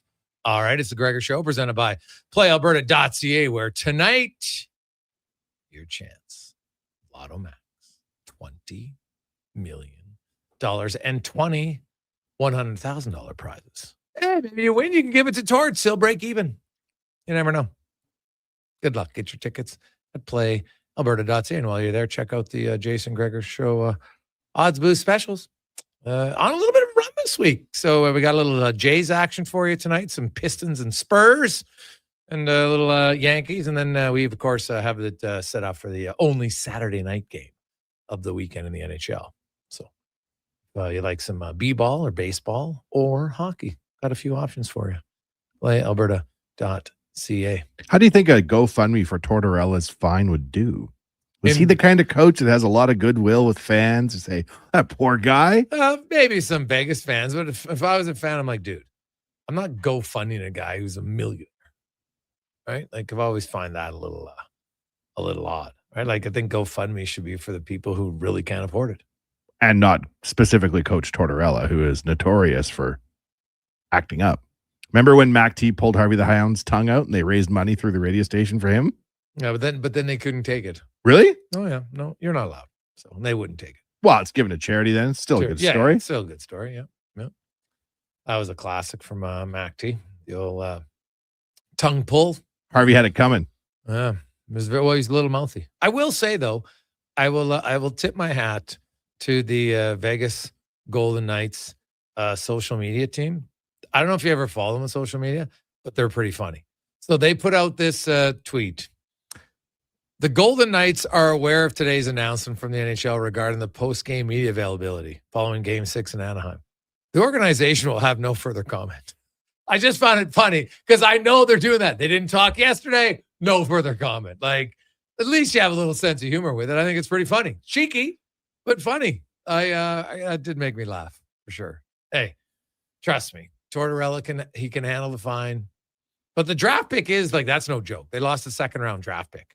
Now, I guess there's a chance the NHL could give it back to him. It's happened before, but you never know.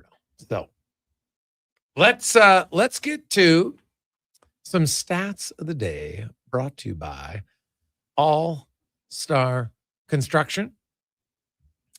Founded in 2009. They've grown into the largest contractor in their space in land development, power and gas installation, and they shape and build Edmonton communities. That is All Star Construction. So let's start with golf, because I don't know if a lot of people thought that the PGA Championship guys would be struggling this much. But yesterday, there was 156 golfers on the course. Only 32 of them were under par in round one. Like that's and none of them were like it was -3 was the best. Like it's, obviously you used to golf a ton, Wanye, but that's a pretty tough course for the best guys in the world where only 32 of them are under par. How was the weather? That wasn't bad. Yeah, like look at it today. It's like, it's not, guys are wearing sweaters, so it's not balmy by any stretch of the imagination. It's a little bit windy, but nothing crazy. It wasn't like the winds were gusting like they were here yesterday. Nothing like that.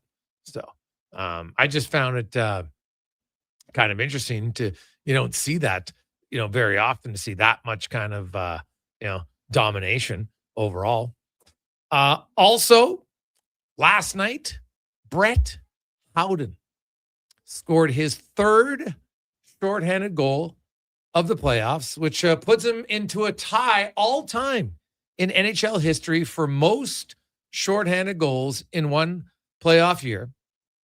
He ties the likes of Bill Barber, Lauren Henning, Wayne Presley, Tobias Reeder with the Calgary Flames, Derek Sanderson, as well as 2 Oilers.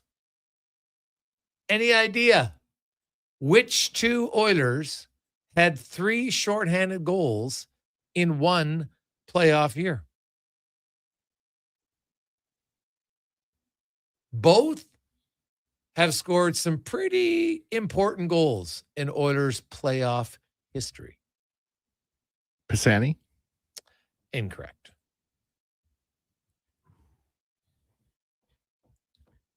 Cons, you got a guess? I was going to say Pisani when you said Key, and then I thought Pekka, but that was only one playoff run. I would have actually bet money Pisani was in, and I don't even bet. So I'll give a guy a hint. One of these players scored a massive goal in overtime in game 2 back in the 80s. A very memorable goal that was followed by quite the celebration from the coach. Wayne Gretzky, shorthanded, 1988, down the wing, boom, over the shoulder of Vern. That's one. Now, the other guy's goal wasn't shorthanded, but for a generation of Oiler fans, kind of a new generation of Oiler fans, this guy became a hero for many. Marchand? Yes. Oh, Todd Marchand. Marchand. He had 3 shorties in 1997. And so now Brett Howden becomes the 8th player with 3 shorthanded goals in 1 playoff year. These kids today don't remember Todd Marchand. They don't remember how fast Todd Marchand was. Come on. Todd Marchand had wheels. Oh, dude. Well, and I think, and Oiler fans will remember that, right? For a few things. You remember the lead up to it. Joe Nieuwendyk getting absolutely robbed by Curtis Joseph. People were like, oh, my God. And then Grant Ledyard stumbling, Todd Marchand breaking down the right side, coming across and shooting it far post and in. And Todd, I don't know if Todd, we'd have to go back. Like, I'd wonder if Todd Marchand had scored a breakaway goal that year. Because he had a lot of them, because you're right, he was fast. But I'm not, if he had, he might have been one. Like, that guy was not a great guy in the breakaway. But he scored one of the biggest goals. Because you got to remember, the Oilers were a huge underdog in that series. Not many people were given a chance. That was in the time where you had some teams, Dallas was one of them, with big payrolls. The Oilers didn't have any. And for Todd Marchand to score that one, and you remember the celebration along the boards, Oilers were going crazy. But I also remember that Ron Lowe was looking at Curtis Joseph, and Ron Lowe, he's been on our show. He's a beauty of a guy. Like, he wears his emotions on his sleeve, and everybody remembers him walking on the ice. And he's like, Coach, he's bleeping save, right? Like, big grin. Former goalie, super excited because, hey, the Marchand goal can't happen if Joseph doesn't make that save. And like, when you think about 2 big moments in one game in Oilers playoff history, it's hard to think of 2 more monumental moments that happened in the same game. There might be one. I can't think of it off the top of my head, but that one's like from a great, literally game-saving save to a game-winning goal in a very brief period of time. Those are the games that cemented my generation as Oilers fans. Like, you couldn't have a heart beating in your chest if you watched those series and didn't come away a huge Oilers fan. And how about this for Montreal last night? The Canadiens come from behind. They beat the Sabres. They win 6-3. Now they have an opportunity to end the series tomorrow night. The Montreal Canadiens. This is their 30th comeback win of the season. 30th. And that is one shy of their franchise record. And they've done it twice. 1976, 1993. Both years, they won the Stanley Cup. Canadian fans, you're telling me there's a chance? Maybe there's a chance. Also, he is one of the best pitchers in baseball. And, it's funny. His opening day start is going to skew his whole ERA. Is ridiculous. But I don't know if you watched it or not, but he allowed 5 runs on 2/3 of an inning on opening day. Since then, he's allowed 6 runs in 8 starts. His ERA is now under 2. But this is maybe the best stat. He has had 40 strikeouts since the last time he walked a batter. Like, anybody, are you kidding me? That is ridiculous. His whip now, walks, hits for a burning pitch, is a 0.64. Like, this guy is ridiculously good.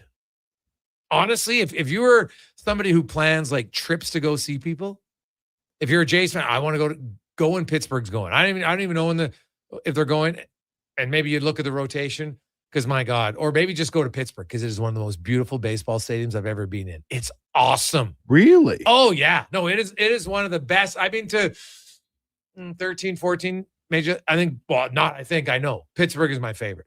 How? It's right on the water. Well, they rebuilt the stadium. It's on the water. And like, no offense, the Gretzky statue is like the Peter Dinklage of statues compared to what they have in Pittsburgh. Like, they've got statues, Roberto Clemente, their statues are outside. I'm standing. And so they have the baseball guy stand. I got a picture. Maybe I'll put it up on socials. But I took a picture of me at their statues for their players.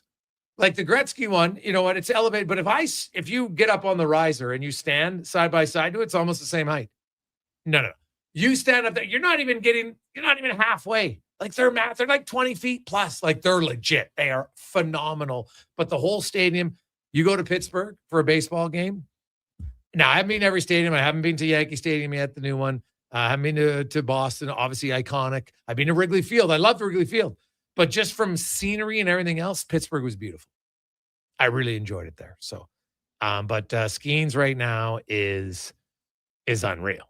So, also, did you know that Adam Scott just made his 99th consecutive major start? Only one golfer has more. Now, think about this, though. So, consecutive majors, there's only 4 a year. So, he's coming up on 25 years. He's not even, he's just over 2/3 of the way to the record, which, of course, set by Jack Nicklaus. 146 consecutive majors for Jack Nicklaus. Think about it. That's 4 a year. That's 36. Quick math in my head. That's 36 seasons and 2. That's crazy, man. That is unreal. So there's some stats of the day brought to you by All Star Construction. Longevity. That's why I say Tiger Woods, 10 years. You can argue maybe the best 10 years. Best golfer all time. I still say is Jack Nicklaus. For longevity, you look at not only how many majors he won, look at how many second and third place finishes he has at majors. Sorry, he was in there. Like, you're right there all the time. He's unreal. Quick break. We'll come back. Craig Button will join us on the Gregor Show, presented by PlayAlberta.ca. Hey, sports fans, we've got a clear choice for you. At Crystal Glass, we provide customers with the perfect glass for any job. From home to auto and even commercial, installation or repairs, we're your team. Call 310-GLASS or visit crystalglass.ca. Crystal Glass. This is you. Hi. And your cornhole team needs money. Yeah, we do need money. Plus, you've tried every fundraiser under the sun. No kidding, and no one's buying my Cuban salted chocolate. Scrap the chocolate and fundraise for your team, club, or charity at On the Rocks. Here's the deal. We'll create custom tickets for your event, which includes no cover, no line, and beverage before 10 p.m. Then you sell your tickets and keep all the profits. That sounds easy. It is. Fundraisers at On the Rocks. Book, party, cash. OnTheRocksYEG.com. It's the final weekend of the Brick's famous tent sale. Take up to 70% off clearance items in the tent and in-store. Overstock, scratch, and dent, and unadvertised in-store specials in every department. Plus, buy more, save more. Up to $1,000 off select major appliances. And score a bonus Bluetooth party speaker with a qualifying purchase. You could get a sofa, coffee table, mattress, bed frame, and a dining set, all for less than $1,500. Only at the Brick's tent sale. See in-store for details and exclusions. The Brick, saving you more. No fluff, no fillers, just pure entertainment. Sports 1440 brings the heat with bold opinions, big personalities, and Edmonton's fiercest fans. This is your turf. This is Edmonton's sports leader, Sports 1440. Are you looking for safe and reliable transportation solutions for your wedding, corporate retreat, or golf trip? Look no further than Silent Rides, Alberta's premier charter bus company. Whether your group is big or small, Silent Rides has you covered. We offer 3 different sizes of units to cater to your needs, and we provide first-class service at affordable rates. Get your quote today. For more information and to request a quote, contact sales at 877-748-0991 or visit silentrides.ca. Are new McCafe crafted sodas just drinks or something more?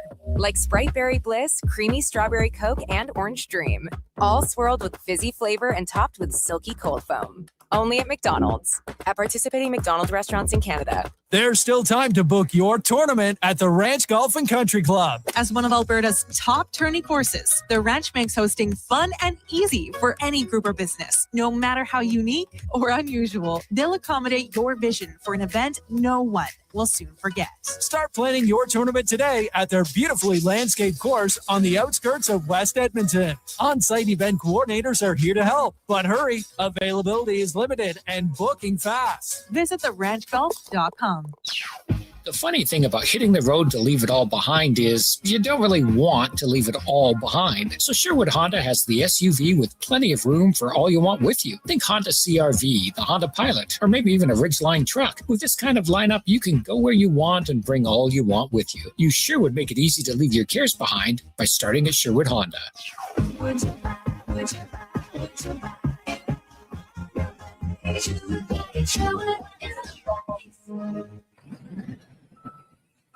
Bashaw Concrete Products. From concrete and septic tanks to blocks, precast water pads, Jersey barriers and aggregates. Farmers, contractors, homeowners. Plan your next project at BashawConcrete.com.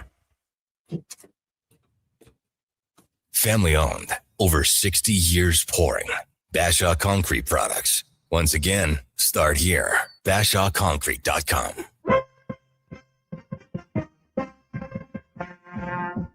Portions of this hour brought to you by UL. Helping you finish your electrical project is their goal. From pot lights to electrical panels, the gear you need is at UL.ca. In person or at one of their Edmonton area locations, UL.ca, your partners in power. This is Sports 1440, where Edmonton talks sports. On YouTube, Facebook, and X. Here's Jason Gregor. Brought to you by PlayAlberta.ca.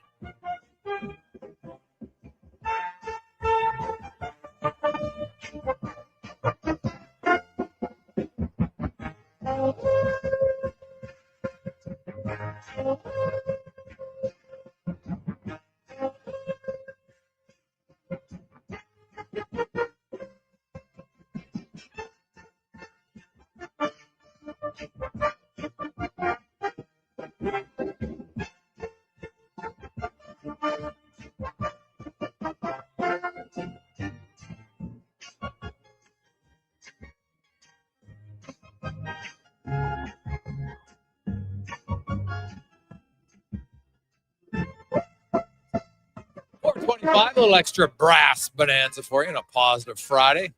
And tell you one guy who's having a positive Friday. Had to look up his name, thought it was Peter for a second, but it's not. But Mr. McNeely, Maverick, he is now the sole leader at 5 under par. Not bad. See what he is. See if he can finish it, man. See if he can finish. I'll be honest though, Maverick McNeely is not a name I'm familiar with on the PGA Tour. So, but right now, he's doing pretty damn good. Pretty damn good. Let's get to the oil report brought to you by GoAuto.ca. Not only do they have 15,000 vehicles for you to shop around and choose from at GoAuto.ca, they also have given back $27 million, actually 27.3 to be exact, $1 million to local charities or helping communities where they work. That is GoAuto.ca. As we are joined by former NHL GM and scout, Stanley Cup winner, ace analyst and scout for TSN, our regular Friday guest on the show, Craig Button joins us. Butts, how you doing, my man? I am doing really well. You going to get snow up there today? None yet, but it's in the forecast, so we'll see. You know, it's May long weekend, Craig. You got to toughen up, I guess. That's it's just a little test of our character, as my dad would say, which is usually nothing you love as a kid, but it's always funny. It's always funny. Yeah. And our parents tell us it'll help us later on in life. Oh, yeah. Here later on in life, waiting. How does it help us exactly? It doesn't help us. Well, you know how it does help you? Because I do admit that I now use it on my son sometimes, and God, it makes me laugh. So all the things we said we wouldn't be as parents, just like our parents. So good. Some of them are so classic. And he just rolls his eyes. I'm like, this is the best. Craig, where did you come out on the Knobloch Oilers saga here? How it unfolded this week? Well, I mean, how it unfolded. I mean, I mean, the bottom line is I'll, take Stan at his word. He wished it would have been done differently. I mean, it's a poor look. It's a poor way that it unfolded. And, you make sure. I mean, if Stan had a history of doing this, I would say, geez, you know what? Not surprised. But it unfolded that way. Now, the second part of this is that, Chris, it feels to me like Chris was somebody that was given up as collateral. And I don't think, could coaching be better at certain points? I think the Edmonton Oilers have a player personnel issue. And I think since the end of the 2024 playoff season, Game 7 loss, there's been too many moves that have made this team average, Connor McDavid's words, and allowed it to go backwards, Leon Draisaitl's words. Yeah. So where do they go from here? I know that they've asked for permission from Vegas, and if you read the fine print in the not suspension, but the forfeit of the draft pick and the $100,000 fine for John Tortorella, when I read the release from the NHL, I was like, something tells me that the Oilers and the Kings and the Maple Leafs are going to have an opportunity to speak with Mr. Cassidy sooner than later. Here, there's Laviolette. There's Carl in Colorado, although I know he seems pretty happy there. There's obviously Craig Berube. Any other coaches' names out there that you feel as an organization you should at least interview them because it could be worth your time? Who'd you say is in Colorado? David Carl at the University of Colorado. Oh, sorry, University of Denver. Sorry, that's what threw me. Yeah, sorry. Okay. Yeah, sorry, Denver University. Yeah, that's what threw me. And sorry, it's okay. We got that clarified. Yeah, I think David Carl's a great coach. I think, and I think that the Edmonton job would be one that what the Oilers' expectations are, and where David finds himself as a young coach and a darn good one, stepping into the NHL like that. I think that's a difficult one. Would I want to talk to David? Sure, I'd love to talk to David, but I don't think that that's the guy for the Oilers right now. Personally, I think you have to look at okay, what's our team and what type of coach can help our team be the best we can be. So and again, there's coaches that work really well in certain areas, and I'm going to bring up Peter Laviolette. Peter Laviolette's a good coach, but when he doesn't have the personnel, you get a bad defensive team, just like the New York Rangers were last year. They were not good defensively. They were terrible. If it wasn't for, I'm not talking about this past year, I'm talking about the year before. So what are one of the biggest issues for the Edmonton Oilers? Defensive play. Do they have the personnel? If you think you have the personnel and you want to play a game that's up-tempo and you're more offensive, Peter Laviolette would be a great coach. I don't think they have the personnel to play that way. So now what does it take to be a really good defensive team? Bruce Cassidy is a real good coach. He's proven it in Boston. He's proven it in Vegas. And you're trying to get your team to be a little bit more committed defensively. Okay, that's great. I think that Bruce can do the job. Why did Bruce lose his job? It wasn't because of his coach. It was because the goaltending was terrible. So what are the elements in Edmonton, as I go through some of the issues that they have, that are going to allow Bruce Cassidy to get the best out of the team, or Peter Laviolette? Because until the player personnel improves, I don't think it matters who the coach is, Jason. Well, I'll say I think at times coaching, in the NHL, there's the trend outside of a few organizations that, hey, you fire the coach and everything will get better. And it's interesting in Edmonton, it's worked. Right, early on, you get good results. Yeah, Dave Tippett came in his first year. The Oilers started 5-0. They finished 9th after being missing the playoffs 2 years in a row. Then he gets let go. Less than about a year and a half later. The team is 2 games over 500, 23-21. Jay Woodcroft comes in and they have the second best record in the NHL the rest of the way. Didn't change anything. I think at times there's a group of players who could play a little bit more consistent. I still think Edmonton has a pretty good group because you have McDavid, you have Draisaitl, you got Bouchard, you got Hyman. I watched a lot of games where I saw a lot of players with some giveaways that no coach and no system is ever teaching, ever. And they even admitted it that, you know what, maybe we got to take the regular season a little bit more serious. I think at times they thought they could just flip a switch when they got to the playoffs. And I'll admit, I probably thought they could too, but they didn't. So I do agree management has to be better. I thought Knobloch made some coaching errors this year, like the team did, and could have had I would have liked to see him have a chance to bounce back because he did coach the team to 2 Stanley Cup finals. But like I look at it this way, Craig, honestly, I don't care who the coach is. It could be Connor Halley. The Oilers are going to start well next year because I think they have a good enough team, not a great team, but a good enough team. They're going to be rested. They're going to be motivated to impress their new coach, whoever it is. And the players are like, oh my God, we kind of sucked the last few years out of the gate, so let's be better. Now, does it last? That's going to be the question for me. I mean, everything you said is fair, okay? But all you did was name 4 players. Oh, I like Pod. I like Podkolzin, and I like Savoy. There's other guys. Well, that's good. You got named 6. Yeah, I like winning in this league. They don't have enough depth. Like here's like, and again, I'm not sitting here like all your points are valid, and certainly points I don't dispute. Okay, there's a lot of hope there. There's a lot of hope. A lot of hope. What's realistic? That's what you got to get. Like, Matthias Ekholm, who's been great, a little bit older, right? Yeah. The blue line, like you're getting Connor Murphy. Like I love. Well, you got to get Connor Murphy. You got to get Connor Murphy signed. I agree. Oh, okay. Well, you do. Like again, so there's hope there, right? Again, so we'll wait and see. I'm always wait to be patient. This team ended up in the situation they're in because of poor player personnel decisions. I don't disagree with that. The Skinner trade was horrific for you don't even have to give up much for goalies usually. And they gave up Skinner, Kulak, and a second for Tristan Jarry. When you compare it to what teams had to give up to get Blackwood or Wedgwood or other goalies that were recently acquired, that was a gross overpay. There's no doubt. So I look at before free agency because I'm not even sure there's going to be a lot of free agents available. Let's be honest here. Yeah, good point. Right. I look at Edmonton. So you got to keep the guys like I would re-sign Kapanen. I don't think he's going to cost very much. Tillman, but I like him as a player.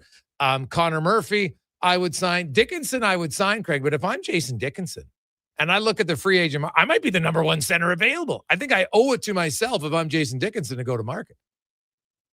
I totally agree with you. And see, that's what ends up happening too, is that you get players that are in demand in other places. And that's where free agency, leaves you.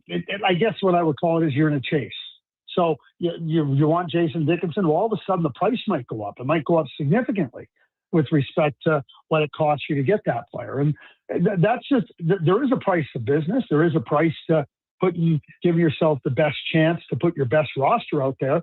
And with the cap going up, and certainly the Oilers have some cap space, these are ones you're going to have to be able to do. Because, and I'll just say this, because I think it's important to say, if you sit down and say, well, we couldn't really afford Connor Murphy, or we really couldn't afford Jason Dickinson, you're sending a pretty strong message to McDavid and Draisaitl that, but really, okay, what are you doing? Because there's a price there. There's a monetary price, and then there's the bigger price. What messages are you sending? Yeah, that's valid. What did you make of the NHL coming down with a pretty significant punishment for Vegas's antics last night? Not John Tortorella didn't speak to the media. They didn't open up the room to the media. They get a $100,000 fine, and they lose a second-round draft pick in the upcoming NHL draft. Here's what I say, and I'm very clear on it. It's appropriate. You have media that are paying billions of dollars to cover the NHL. Billions of dollars that have pushed up salaries for the players, that have pushed up salaries for the coaches, that have pushed up salaries for the managers, that have created greater revenue and greater franchise value. The Vegas Golden Knights failed miserably. They deserved everything they got. Yeah, I don't disagree. Hey, what's your thoughts on Craig Berube as a coach option for him? I think he was a Stanley Cup winning coach, and then St. Louis loses a whole bunch of defensemen, and again, this is what I go back to. So now he's not a good coach. Well, he's a good coach. I always look at it this way, Jason. Does the coach take the team and get the players to play to their abilities, get the team to max out. And, that's subjective and you have to look at it. But I think he's a good coach. I don't care who you put in Toronto this year. Like, I think they did what the best they could possibly do. They just weren't very good. Can't make a play out of their own zone, can't defend, and because they don't have the players. And, somebody asked me in Toronto yesterday, they said, everybody's going on Bruce Cassidy. And I said, what's the difference between Bruce Cassidy and Craig Berube? And they go, what do you mean? I said, well, I'll tell you what the difference is. Craig Berube beat Bruce Cassidy in the 2019 Stanley Cup final, but somehow Craig Berube's no good and Bruce Cassidy is the new shiny toy. Bruce Cassidy is a hell of a coach. I think Craig Berube's a good coach. I think it's really, you get bad goaltending in Vegas, well, Bruce Cassidy pays a price. You have a bad team in Toronto, Craig Berube pays a price. It's just what ends up happening. Mm-hmm. We see it in all kinds of scenarios where good coaches, and again, you've got a coach. You mentioned it earlier, and there's things you got to try to do.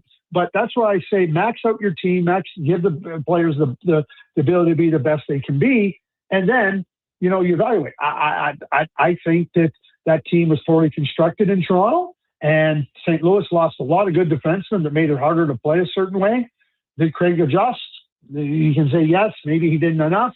Just like we talk about Chris Knobloch, the personnel is not very good, and when you don't have personnel, it's really hard to be a good team, let alone to be a good coach. What about Knobloch? Obviously Ken Holland, they've worked together before in Edmonton, and there's a new GM and everybody in Toronto. I think Knobloch would land in in LA or Toronto. Listen, I think Chris is a terrific coach. I really do. And somebody asked me this too about Toronto. If you were Toronto and you were going one way, like you think that this past season was just a one-off, and you're going to come back and be more competitive, who would be the coach? And if you were going young, who would be the coach? And I said, well, I have one name. Chris Knobloch would fit for both, I believe. He's worked with young players. He helps young players get better. He understands the young players. So I think he'd be terrific in Toronto, regardless of what path they go on. Your point about what he did in Edmonton with Ken Holland. Ken Holland has a real good familiarity with him. Ken Holland knows what he can do. I think it could be really positive for the LA Kings to have Chris Knobloch. Yeah. Lastly, Montreal Buffalo tomorrow night in Montreal. The Habs have a chance to punch their ticket to take on a very good Carolina team. What have you made of this series? It's been a wacky series. Home team. There's really no home ice advantage in this series thus far. What do you think Buffalo has to do to force a Game 7? Well, I think what they have to do is they have to find a way to be a little bit tighter defensively. Montreal scored 17 goals in games 2, 3, and 5. And game 4, they had lots of chances. And bottom line is, if you're letting a team like that get going, you're going to have problems. Their discipline hasn't been very good, and the power play for Montreal has been really good. Well, yeah. Well, both teams' penalty kills are like 72%. Yeah. It's kind of wild. But I'm not sure either team could give Carolina a run. I agree. The way they're playing right now. And I'm not sure Vegas can give Colorado a run. Everything's telling me it's going to be Colorado and Carolina in the final. Yeah, that's what it looks like to me.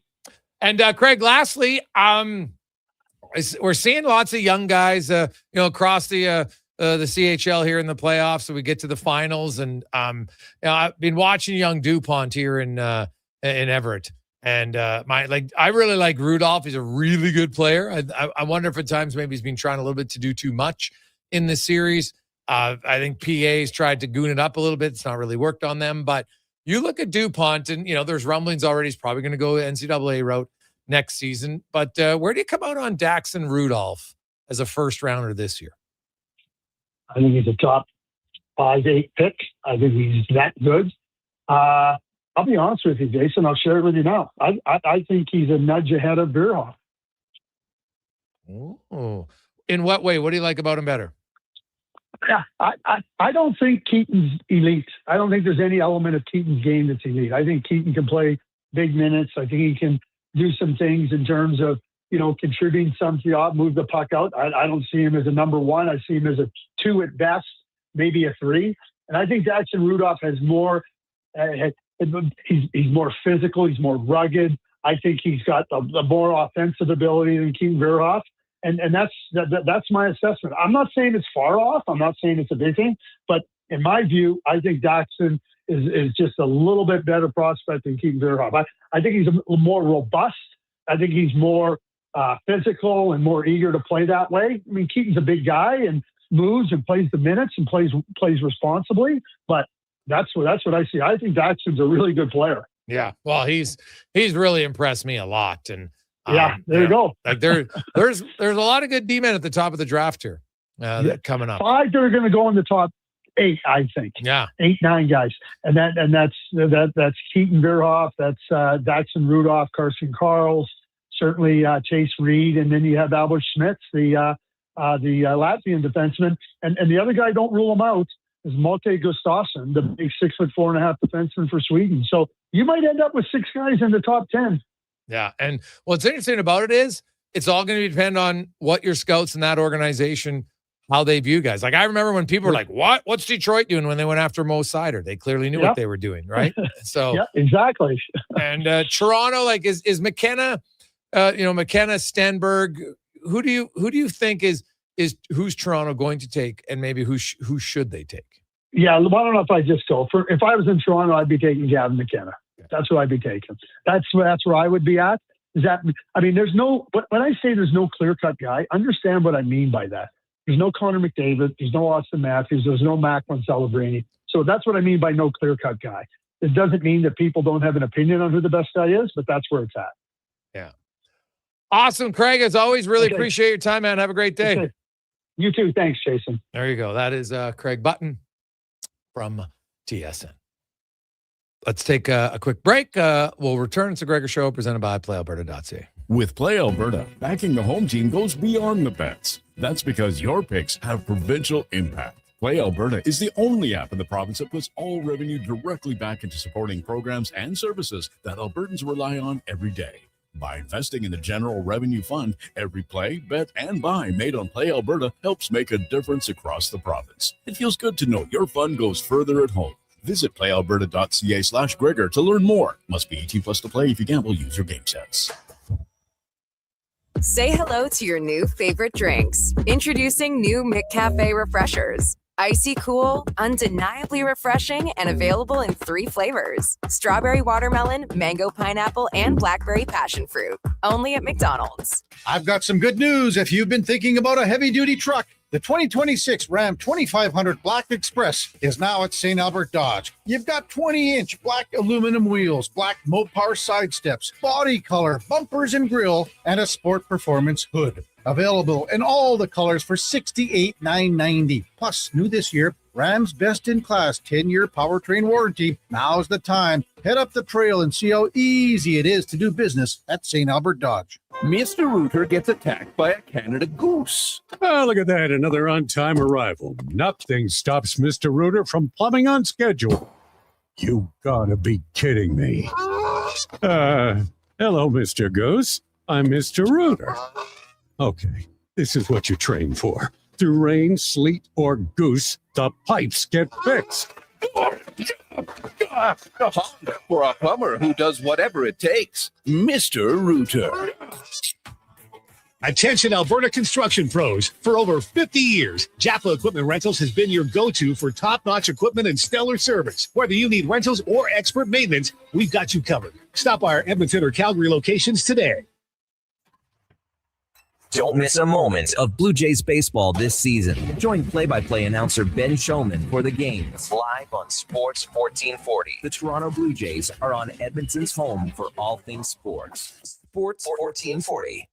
Wow, get ready for a silly hockey fans. Your partner in power just skated onto the ice. EWEL.ca, the new e-commerce website for electrical wholesalers Edmonton, is ready for the Power Play 24/7 365. UL skates to where the puck will be in 5 years. Now that's forward thinking. Killer selection, slamming products from the best brands, and legendary service. Don't sit on the bench. Get your account today at EWEL.ca and win that project. Plug into your partner in power. Get an EWEL.ca account today. You don't just need property services, you need problems handled. Hire Good provides cleanup, debris removal, site monitoring, and safety attendance across Edmonton. We reduce issues on your property, keep spaces safe, and take pressure off your team. We resolve real problems for businesses while creating real impact because our team is built on second chances and they show up every day ready to prove it. Visit hiregood.ca or call and mention Jason Gregor for a first-time discount. Hire Good. Stable jobs create stable lives. Hey there, I'm in the Fountain Tire sidecar, making a list of the things I'm doing this spring.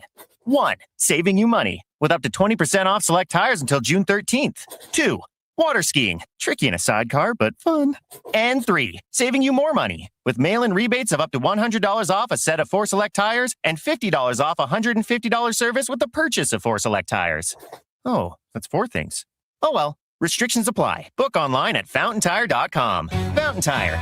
We're on this road together, Canada. All the protection you want, none of the weight. Introducing Timberland Pro's Boondock Ultra Light Work Boots, the lightest Boondock yet, with the Timberland durability you expect. Conquer long shifts, move faster, and work safer with all-day comfort in a lightweight package. Find your Boondock Ultra Lights now at all 3 of our Edmonton job site workwear locations and online at jobsiteworkwear.ca. Job site workwear, tough different tough jobs. Welcome back to Nissan Head to Head. Today, we've got Nissan Kicks coming in strong as a leader in fuel efficiency for gas-only CUVs. Some of the other guys respond with a wallet-breaking detour to the pumps. Hats off to Nissan's fuel-efficient Japanese engineering. Right now, finance a Nissan Kicks for 0% for 36 months. Visit nissan.ca for details. Conditions apply.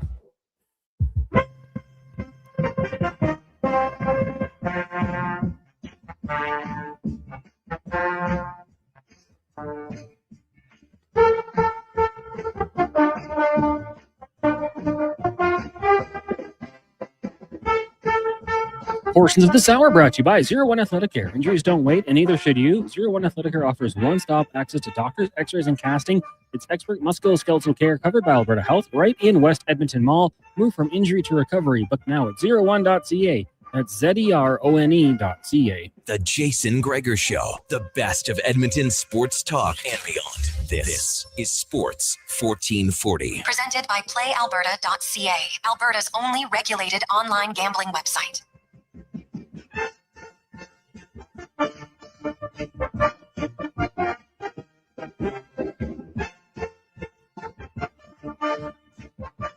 We roll through. What a busy show, man. It's almost 5 o'clock. I love it. Things are flying by on a Friday afternoon. Friday afternoon of a long weekend. Oh, it's just something better about it. It hits a little different, doesn't it? When it's a long weekend. And for those who are working this weekend, shout out, because a long weekend for you. So hopefully it goes all right. Today this is the start of the final weekend of the Bricks famous 10 sale. You can save up to $1,000 off select major appliances. You can take up 70% off clearance items in the tent and in store. They got some overstock, scratch and dent. Check it out. If you're looking for some shopping this weekend, go to thebrick.com and you get some big savings. It's time for 5 questions on the Jason Gregor Show. All right, guys, with all the Oilers coaching discussions going on right now, my first question for you. Outside of Glenn Sather, who are your top 3 Oilers coaches of all time? This took some thought from me, Connor. Thank you for this on a Friday. Coach Ron Lowe is probably my all-time favorite Oilers coach, just because he would get so mad. And I can remember as a kid being infinitely entertained by Ron Lowe. He was all of us in the stands. He was the head of the Oilers fans, I felt. I love Mac T as a coach, and I like Tom McClellan in the modern era. I would have I thought McTavish was able to get the most out of his team on a pretty good basis. He would be one. I would say Chris Knobloch took his team to 2 Stanley Cup finals in a row, man. Like, come on. It's pretty good. And John Muckler. All right. Question number 2 for you guys. In a Twitter poll, I believe it was done by NFL Fashion Advice, the Las Vegas Raiders voted the team with the best logo in the NFL. If the NHL were to do the same, who do you think would win, and what would your pick be?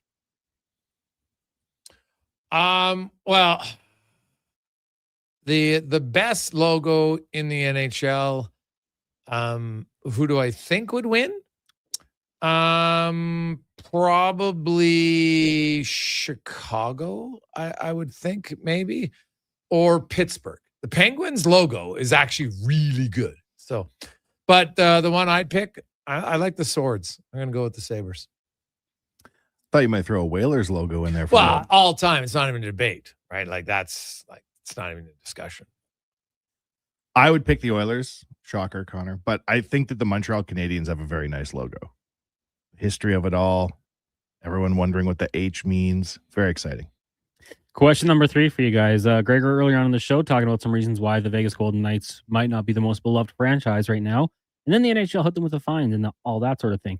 Which sports franchise would you say you dislike the most? And for Wanye, no Flames. You got to go elsewhere.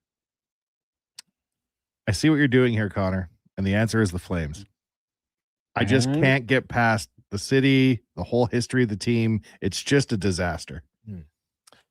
For me, it's the Patriots. God. Now, they were very good for a long time. Arrogant, lots of other things. They're very good. So to me, it'd be the Patriots.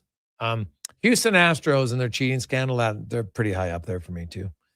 But I would go with the Patriots. Now, which one probably the most hated? The Patriots, like when you have that much success, there's a lot of haters, right? Like there's no team that's bad that everybody dislikes, right? Like, so yeah, the Patriots would be up there. The Yankees, are right up there too with people that probably don't like it. But I don't mind the Yankees. Like they don't bug me nearly as much as Patriots. Right now, PGA Championship Day 2, a lot of guys in contention. The leaderboard has changed since I wrote this out. So outside of Smalley and McNeely, if you had to pick someone to go on a bit of a run here and win over the weekend, who do you like? Because there is a lot of names to choose from. Well, Maverick, wasn't he at like -6 at one point? Now he's by reality's kicked in. He's at -4. Like Scotty Scheffler's 2 strokes off. Like, how do you vote against him? He's the best golfer. So if you had to say, I got to give the odds, who's going to give me the best odds? I'm taking Scheffler. I had the same answer, which makes it right, Connor. It's going to happen. Yep. Make your bet. Final question for you guys today. On this day in 1927, the Hollywood landmark Roosevelt Hotel opened up. Since then, there's been in movies, been referenced in video games. It's a pretty big landmark in the area. So my question for you today, give me your top 3 favorite hotels from around the world. Well, I'll hit the 2 easy ones first and say the Banff Springs and the Chateau Lake Louise. But the third one is a deep cut. It's the Point Inn in Calgary. What? Back in the day when I would go to the Stampede. I can't believe you just picked a Calgary hotel. No, listen though. They would always take my business during the Stampede. I could show up at 3 a.m. on fire and walk up to the front desk and say, hello, I'm here for a conference. And they would just let me have a room. They never said no. Other hotels require reservations during the Stampede. Not the Point. You could show up with 20 of your closest friends and everyone got their own room. Shout out the Point. Guessing it wasn't the classiest hotel. I would not sleep in the bed with my clothes off. Okay. All right. Affordable. Yeah. Have you ever stayed at the Free Spirit Spheres in Vancouver? I stayed there once. It's kind of outdoors and they're hanging in trees. It's a very unique thing. I wouldn't recommend it for everybody, but it was kind of unique. So that was unique for me. The Venetian is good, but my favorite hotel, MGM in Vegas. Every time I stay there, I have an unreal time. I love how big it is. You walk around forever. So I like the MGM. And I've never stayed there, but there's a hotel in Turkey that my buddy stayed at and raved about it. And I think it's like the Marmara something. Like it's like the Marmara something. I can't remember the name of it, but it's in Turkey, and they rave about it. What's so unique? Well, because it sits on these cliffs and just like it's engineered, like you'd think, how is this thing not falling into the cliffs? So the views are unreal. Yes. And that's what they talk about. It's like maybe the most scenic one they've ever talked about. It's kind of like LaRonde. It spins. Obviously slow, of course. You're not going to get sick. The Point spun too. Yeah. But that was more me. Yeah, I was just going to say that's because you had to sleep with one foot on the ground. That's right. Yes. Yeah. I get that.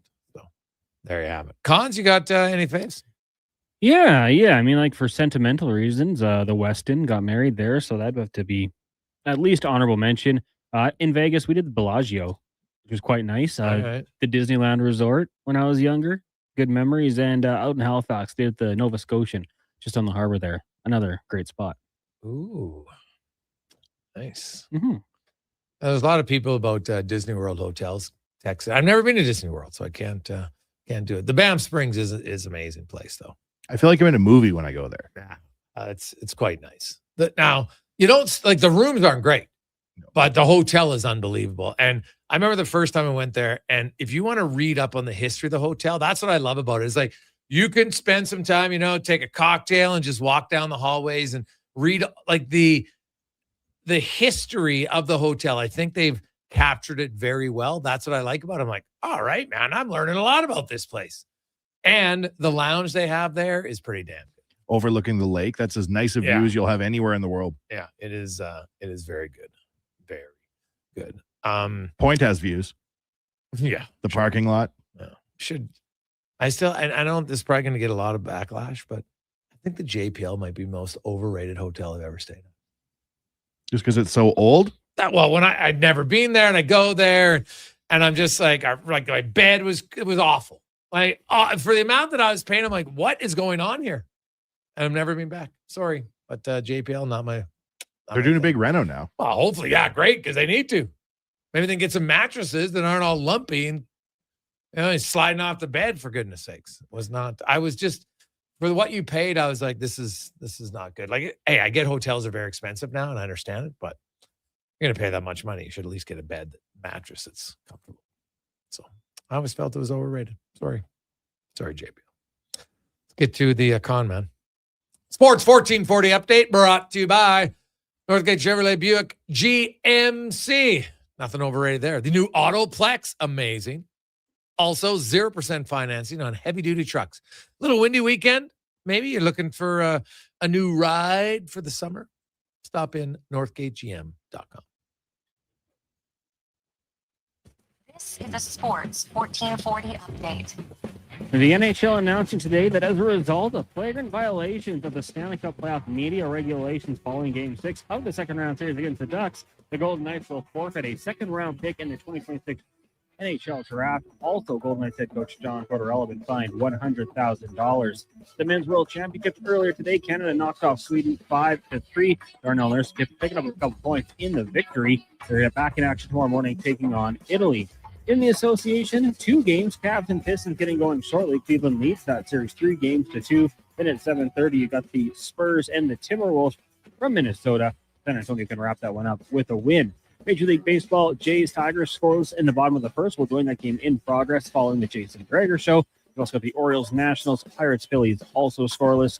Later on tonight, Mets and the Yankees. The Cubbies taking on the White Sox. Rockies host the Diamondbacks and the Angels up against the Dodgers. Day 2 at the PGA Championship. Right now, Alex Smalley and Maverick McNeely atop the leaderboard at 4 under par. When it comes to Canadians, you've got Nick Taylor and Corey Connors 1 over. Taylor Penchant 3 over. The projected cut expected to be 4 over. WHL tonight, Game 5 League Final, PA and Everett at 7:30. Silvertips lead that series 3-1. Coming up in Hour 4 of the Jason Gregor Show, we'll be joined by Mark Spector of Rogers Sportsnet, Alan Mitchell of the Lowdown Flowtide, and we'll speed things up in the Cantork Racing Report with Colin Livingston. I'm Connor Halley. This has been a Sports 1440 update. Sports 1440 in West Edmonton Mall and Wetaskiwin. CKJR is a Stingray radio station. Download the free radio player app and listen wherever you go. Day or night, tasting just so right. You can order oodle noodle at oodlenoodle.ca, delivering you the news almost right away. Remember, you can order oodle noodle at oodlenoodle.ca. So sit on your couch all day and order oodlenoodle.ca. Oodle noodle. What's that? Is that actually spring? Like no snow squalls or bad weather tomorrow? It's actually spring? Well, GS Construction welcomes the warmer weather because that means we can really get to work. Now, it doesn't matter if there was bad weather. This is our time to shine. But we can't do it without good people to do that work. That's why GS Construction is hiring pipe layers, topmen, and heavy equipment operators. If you want to join a team who loves their work, visit gsconstruction.ca today. When your project can't afford downtime, call Japa Equipment Rentals. From excavators and wheel loaders to compaction equipment, Japa has the machines you need. Trusted since 1972. Visit japaequipment.com or stop our Edmonton or Calgary locations. Getting your vehicle sparkling clean doesn't have to cost a fortune. Take it into Hughes today and pay just loonies a wash. Find us at hughescarwash.com. Our new McCafe crafted sodas just drinks or something more? Like Sprite Berry Bliss, Creamy Strawberry Coke, and Orange Dream. All swirled with fizzy flavor and topped with silky cold foam. Only at McDonald's. At participating McDonald's restaurants in Canada. With Play Alberta to coffee spot, a trusted barber, even a lucky game day jersey.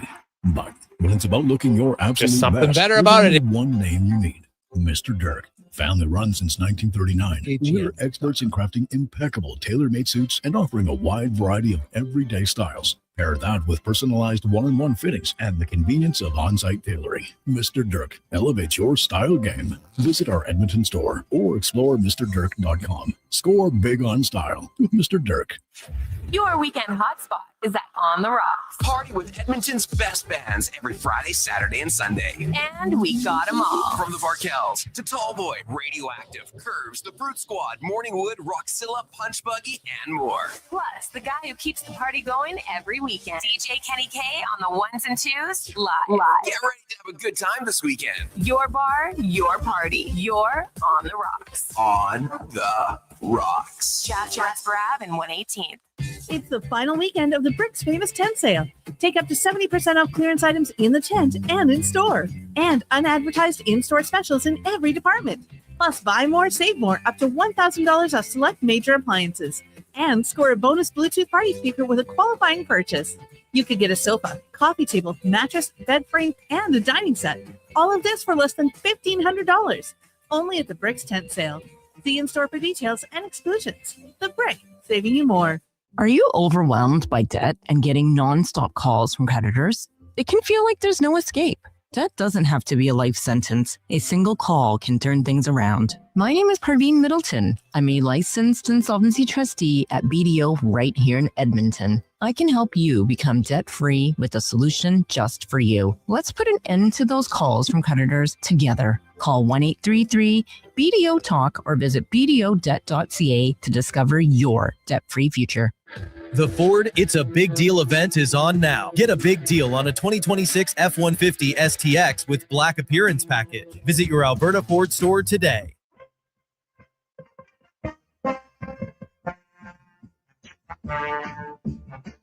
Portions of this hour brought to you by Crystal Glass, your clear choice for residential windows. Locally manufactured and installed, Crystal Glass provides a beautiful product and incredible customer services for all of your residential needs. Call 310 Glass or visit crystalglass.ca for a quote. This is Sports 1440, where Edmonton talks sports. On YouTube, Facebook, and X. Here's Jason Gregor. Brought to you by playalberta.ca.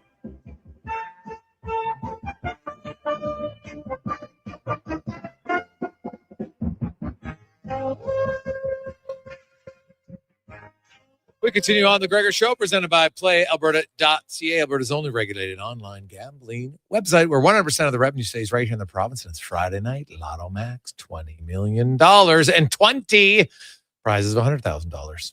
Hey, maybe you can give it to Tortorella as a positive Friday gift. You never know. Get your tickets, playalberta.ca. Of course, Torts fined $100,000 for his antics last night, not doing his required media requests after the game. And the Golden Knights organization will be forfeiting their second-round draft pick in the upcoming draft. Now, unless the NHL changes their mind, which they've done before. Now, shorter turnaround between now and the draft, so we'll see if it works or not, and if it actually holds up. We'll see. 833-401-1440. It's a Gregor Show presented by playalberta.ca. Also, it's a final hour. It's Positive Friday. Anybody out there, where is a good batting cage in Edmonton? I'm into the cage. We're planning to take my son who wants to hit the cages this weekend. It's boys' weekend. His mom's out of town, so we're going to have a lot of fun. Best cages, batting cages. I thought it was White Mud Drive Amusement Park. It was brought to my attention that was knocked down ages ago. Yeah. I do know that one's no longer there. It was a good one. We went to that one many times. So anybody out there, send in a text. Good batting cages to go swing at. As we get to the spec report brought to you by GS Construction, underground infrastructure specialists, and they are hiring operators, pipe layers, top men, and other positions available. Go to gsconstruction.ca. Look up careers as Mark Spector from Rogers Sportsnet joins the Spec. You know any good batting cages? You're right. You got your son all alone the weekend. You're taking him swinging. That's a hell of a job of parenting right there. Yeah, we'll be swinging golf clubs. We'll be swinging bats. We got some bike rides planned. It's going to be unreal. So I do not know of any. Sorry, I can't help. I know that at the St. Albert Diamonds, Samba has a killer set of cages in there, but that's for them, not for public. I don't think the average schmuck like me can just get in there. Yeah, right. Exactly. Yeah. So I don't be busy. Listen, your listeners will pick you up for sure. I'm sure they'll catch you up on that. Yeah. Well, people out there, let me know. 833-401-1440. 833-401-1440. Spec, what did you make of Vegas? Are you surprised they came down with the hammer that hard? Yeah, very much so. This is it sounds or smells like a sort of a, we've had enough of all of your BS, frankly. Vegas kind of writes their own rules and they push the rules. And, part of this is we're sour that you suspended McNabb, so screw you. Part of this is I'm Torts and I'm special. Every other coach across the league fulfills their media mandate in the playoffs. Everyone knows what it is. They all sign up for it. It's part of the gig, but Torts is special and he doesn't do his because, like I say, he's some special guy. I think they're fed up with Torts, and I think they're fed up with a little bit with this permission thing. Every other team in the league gives permission for a fired coach, but somehow Vegas is special. And I think Bill Daly's telling us here, you know what, boys, you're not special. We got rules. You got to follow them.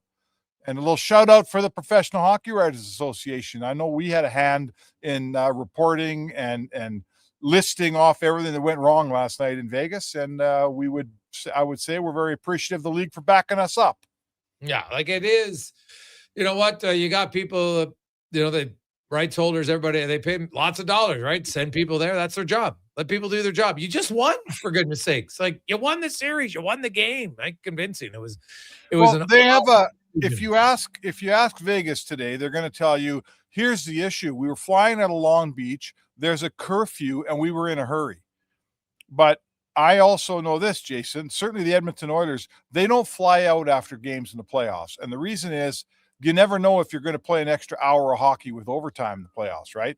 Yeah. So you don't want to check out of your hotel and go to the rink like you do in the regular season and then fly after the game, because you might not be able to fly out after the game. So I know that most teams, if not all teams, in the playoffs, they sleep in the city they play and they fly home the next day. Vegas is special. They want a special deal, right? They don't want to stay over. They want to cut through the media responsibilities and go to catch their plane and get home and sleep in their own beds that night. Why do they want that, Jason? Because they think they're special. So You know what? You're not so special. You're just another one of 32 teams. Suck it up. Do what everybody else does. I did see a report online that the airport they were flying out of does allow flights after 10 p.m. as long as you ask in advance and you have a reason why.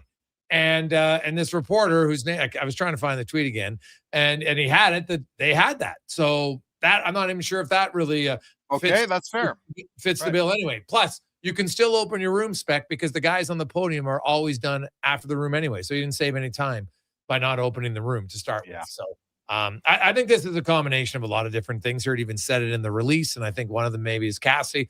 I won't be shocked, Spec, when we come back on Tuesday that Bruce Cassidy's been granted permission to talk to Edmonton and LA and Toronto. And I would think that Edmonton is going to have interviews, Craig Berube, Peter Laviolette. I know a lot of people are high on Carl. They're not bringing in a coach who has no NHL experience. They've done that the last two times, and both of those guys had NHL assistant experience. They're not bringing in a coach with any NHL experience. So I think it's those three. Is there any other names? Like Todd Nelson would be one. He does have some NHL experience, being assistant coach for a long time. The guy's 1-1 at 1 at other levels. It still kind of boggles my mind that the guy's never been a head coach in the NHL. Yeah, I agree. I don't think that this is the job for him. Like, here's how I define the job, and I think I'm on an island here, but what the hell? I spend my life out there. The most important part about this job, and I'm going to put it in a nutshell, okay? The guy that takes this job when we're mid-game and Connor McDavid stands up on the bench and looks over his shoulder and says, "Let's go," which to him means I want to play now. Whoever they hire has to be able to send the line he wanted to send over the boards and not Connor McDavid's line. He has to not change his mind under pressure from the greatest player in the game. I'm not saying that happens every night. I'm not saying that it's a major problem, but to me, that's a in a nutshell, right? This core group needs to get a coach that stands up to them and directs them and coaches them, not one who listens and hears and, well, let's do it your way. No. Right? There's one constant, Jason, in our city here. They've had a bunch of GMs. They've had even more coaches, but this core group of guys have been here now for 7, 8, 9 years, and they haven't won anything. And their culture is starting to chip away here. So this group's got to figure it out, and they need a coach that they listen to. It can't be a rookie. It can't be a guy that hasn't been here. You got to have a guy that tells them, "Sit down. I'll tell you what line's going over the boards here." Yeah, no, that's fair. I think that's definitely something that needs to occur. I think the players, and Spec guy alluded, I don't care who the head coach is. I'll be stunned if they don't have a good start to the season based on how this group has responded when they get a new coach. Maybe it's playing guilty. Maybe it's just, we got to be excited, whatever, because whether it was Tippett to Woodcroft to Knobloch, go look at their starts and how good they were. The last two, Knobloch, they were the best team in the league in his 69 games. In Woodcroft's games, they had the second best record. Tippett came in, they started 7-1, got off to a good start, right? They had 14-6, I think it was. So all those guys have had good starts with a new coach, and combine the fact the team's rested. I think the team's a little more serious about the regular season. A little soul searching this summer. Yeah, it'll be much better. Is there any other name though other than Berube, Laviolette, Cassidy that you think is an obvious interview for them? I'm trying to think of guys, and I don't really see a guy out there that, I don't even know where DJ Smith stands in they're interviewing, so he's not coming back, I don't think. In LA. So he's a veteran coach, but I don't think he's your guy. So no, I don't really need to go past those guys. I don't need to go past Cassidy. Like, we've watched Cassidy's teams. They play he's a coach that is just fine with creativity. He's not a coach who wants you lining up at center ice and backing in. So that stands. I would say Berube is a guy that, the Leafs also played an up-tempo game. I don't know that they had enough up-tempo players to play it, but I don't mind. I wouldn't mind a Berube, frankly, but I really don't know why we got to look a whole lot past Cassidy. I'm not a huge Laviolette fan, but his record is strong, and he's a veteran guy, and he's been around a long time. I'm not a big fan myself. How about you? Yeah.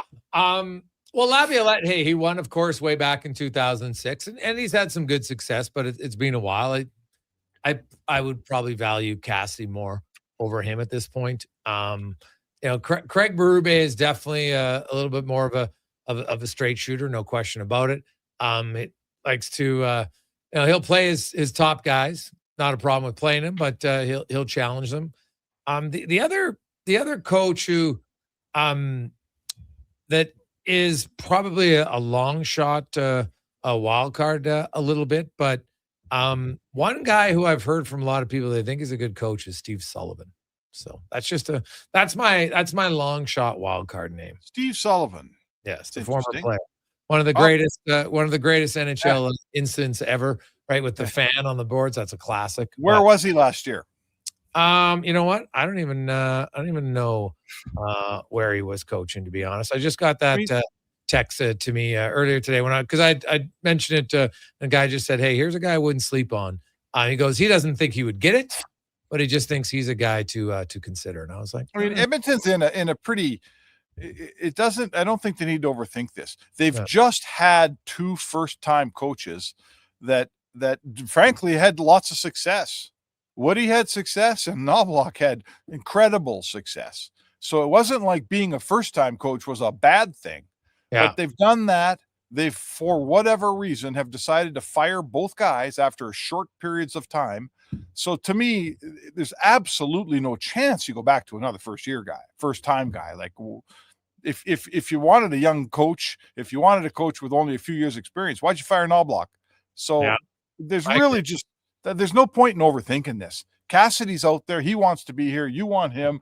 He's taken a veteran team to a Stanley Cup in Vegas. He was in Boston for a long time and had very competitive teams there and was a really good coach and well-respected. I don't know why we're overthinking this. Like, Jay, do you want to interview some guys and get some ideas? I guess so. I don't need a lot of ideas here, right? Yeah. Like, I know what the Oilers are. I don't need a bunch of ideas on how they're going to be better. I don't need a 20-minute debate with some coach I'm not going to hire over whether we should play Draisaitl and McDavid together or not. Who cares? You know, I don't see why this has to be. This isn't a process where I've got a young team like San Jose and I'm hiring a guy that's going to mold my group for the next 6 years. We're not doing that. You got 2 years left in the McDavid window here. I need a guy that knows what he's doing right this second. Walk in the door. Let's get the job done. I like it, Spec. Like it a lot.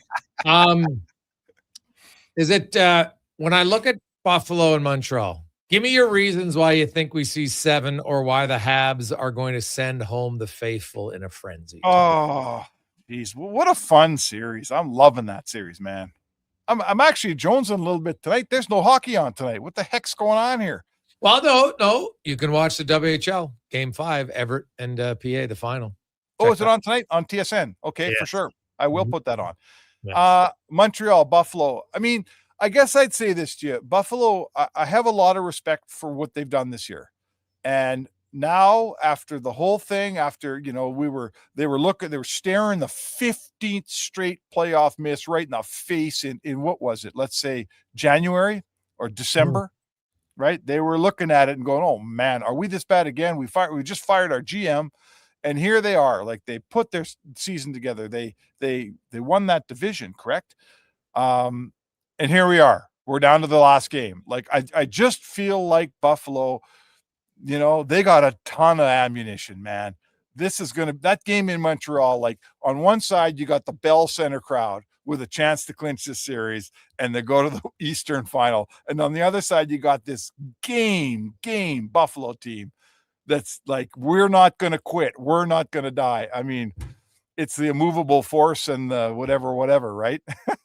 I can't wait for it, man. I can't tell you who's going to win, but it's 2 highly motivated teams tomorrow night in Montreal, man. That's going to be a killer game. Should be fun. Spec, enjoy mowing the lawn this weekend. Have a good one. Well, and you enjoy Tracy out of town. You enjoy out there swinging around town, buddy. There you go. Yeah, we will be swinging at the driving range and the ball diamonds, you clown. Get out of here. Here the Spec Report brought to you by GS Construction. And thank you to all the texters who sent in. There's quite a few cages around, so that's good. I like it. And I'll be sure that I won't be pulling a Brando.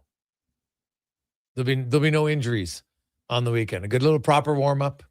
You know, Brandon Douglas has reached the age of his life where slow pitch injuries. He had the slow pitch injury with no one around. That's a tough injury, Connor Halley. Tough injury. Hit me non-contact, always the worst. Hit me with some of these batting cages. What do we got? Well, they've got, they're saying there's the one on 156th Street. There's one off of Calgary Trail. There's one in Leduc.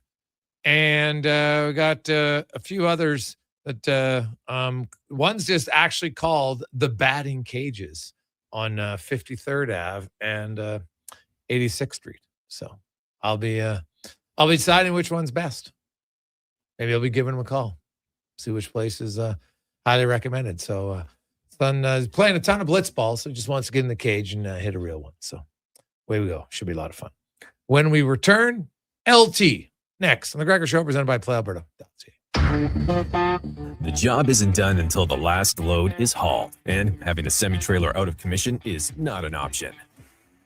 Whether replacing or adding to your convoy, Edmonton Trailer has a huge inventory of new and used semi-trailers, trusted by the gravel, logging, oil field, fluids, and freight industries. Find a trailer right for you online or at one of their 3 locations. For sales, service, parts, rental, and finance, when you're in it for the long haul, Edmonton Trailer. Say hello to your new favorite drinks. Introducing new McCafe Refreshers. Icy cool, undeniably refreshing, and available in 3 flavors. Strawberry watermelon, mango pineapple, and blackberry passion fruit. Only at McDonald's. Fuel prices got you down? Subaru's here to pick you up. Subaru's electric and hybrid vehicles will save the day, helping you go further for less. Prefer a gas vehicle? Subaru Crosstrek and Impreza are built to keep costs low without sacrificing capability. Crosstrek was named 2025 Auto Trader Best Subcompact SUV, and Impreza has earned top safety pick recognition for 17 years running. Welcome to Uncommon. Welcome to Subaru. Visit Subaru.ca. Shake off winter and roll into spring. It's time to turn the season with Jiffy Lube. Until May 31st, visit any participating Jiffy Lube for a Pennzoil full synthetic oil change, and you could win some incredible prizes, like the Grand Prize Spring Kit featuring 2 Yeti mugs, wiper blades with install, gift cards, and more. You could even roll away with one of Jiffy Lube's Keeping You Moving mini prizes. Turn the season with Jiffy Lube and win. Visit jiffylubeservice.ca today. The Lawnmower Hospital. Spring is here, and your lawn knows it. Get the professional grade cut your home deserves with Toro. The Lawnmower Hospital has the right Toro for the job, from the residential Toro Super Recycler to the high-performance zero-turn tractor for those larger properties. Shop now for exclusive spring discounts or 0% financing for 36 months on select units.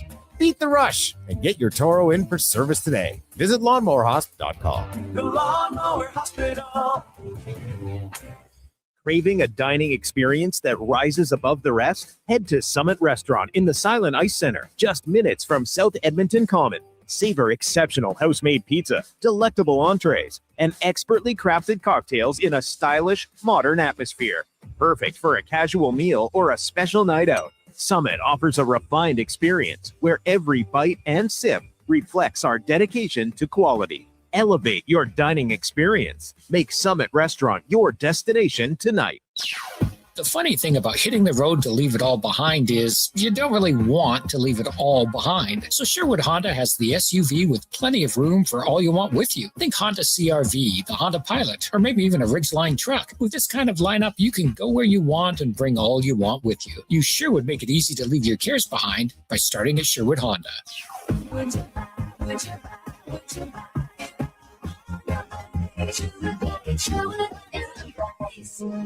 Legacy Heating and Cooling jingle auditions take 1 for Gene Principe. Hey, thanks for being on time. I'm always punctual. Now, how about some cool beats while I drop the heat? Ready when you are. Call Legacy. Call Legacy. Nice. Boom! I'm a musical genius. Legacy's gonna love this for AC season. What's not to love with no interest and no Principe payments for 1 year? Are you always like this? Yep. Unlike Legacy, I never know when to cool it. Legacy Heating and Cooling.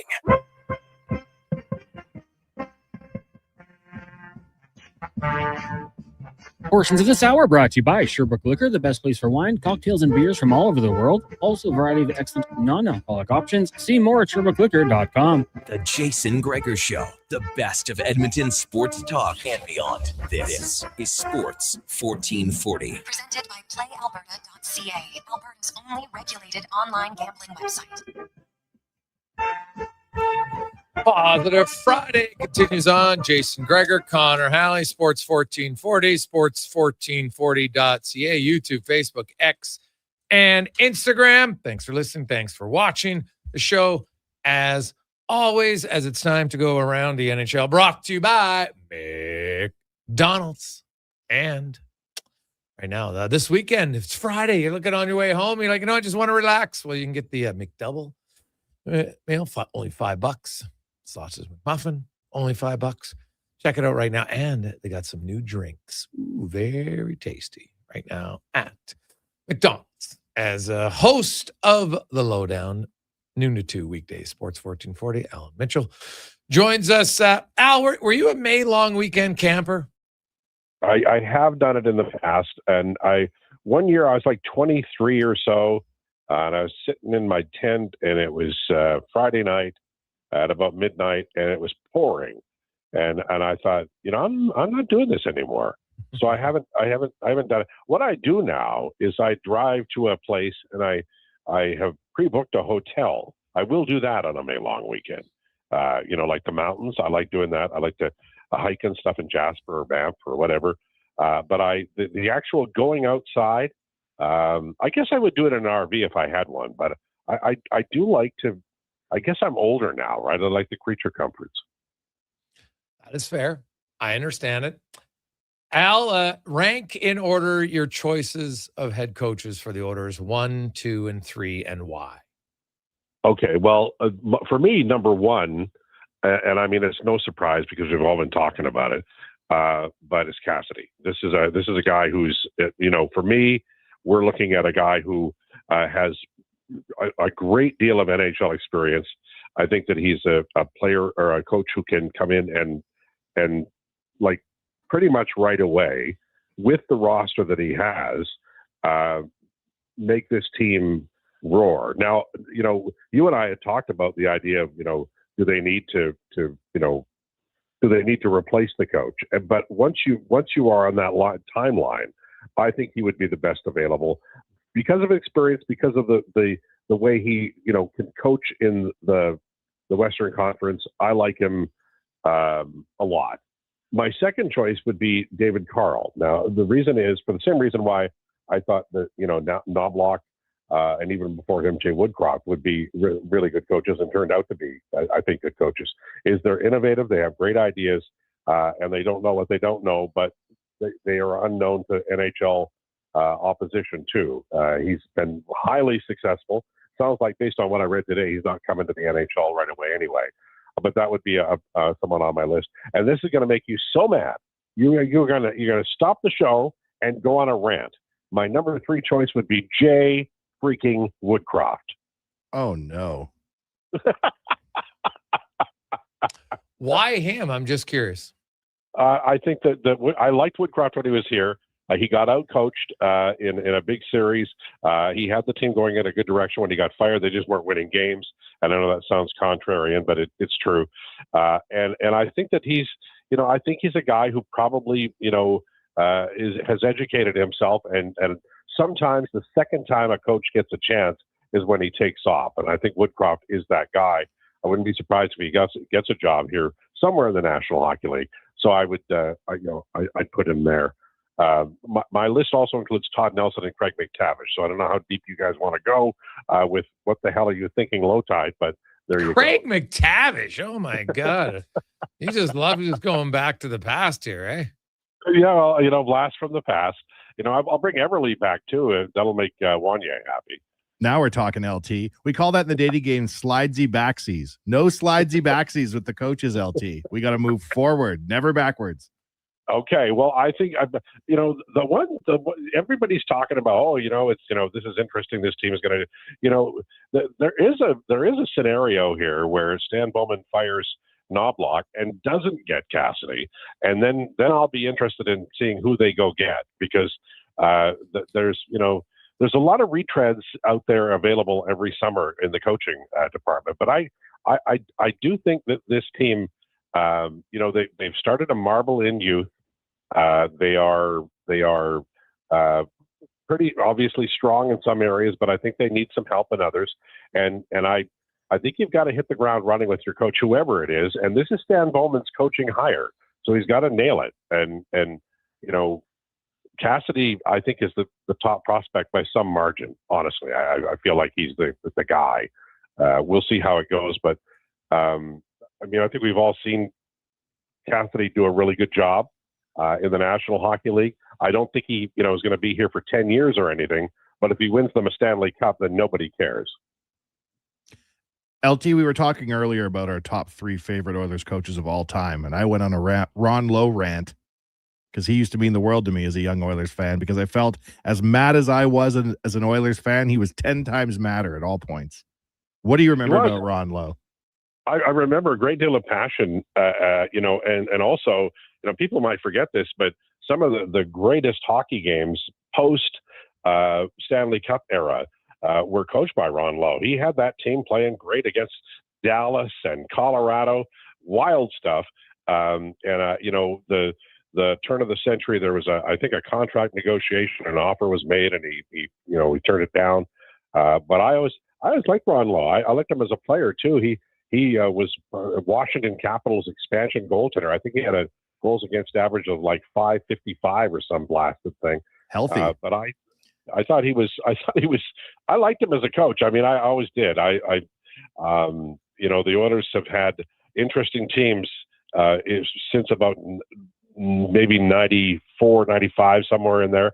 And as a coach, I liked him. I thought he was a really good coach. And you're right, he was flying around behind there. There was a lot going on behind the bench. Al Mitchell, a.k.a. Lota, joins us. LT, we see the Vegas Golden Knights have moved on to the next round, into the third round. They're taking on Colorado. They'll obviously be the underdog. That series will start on Wednesday in Colorado.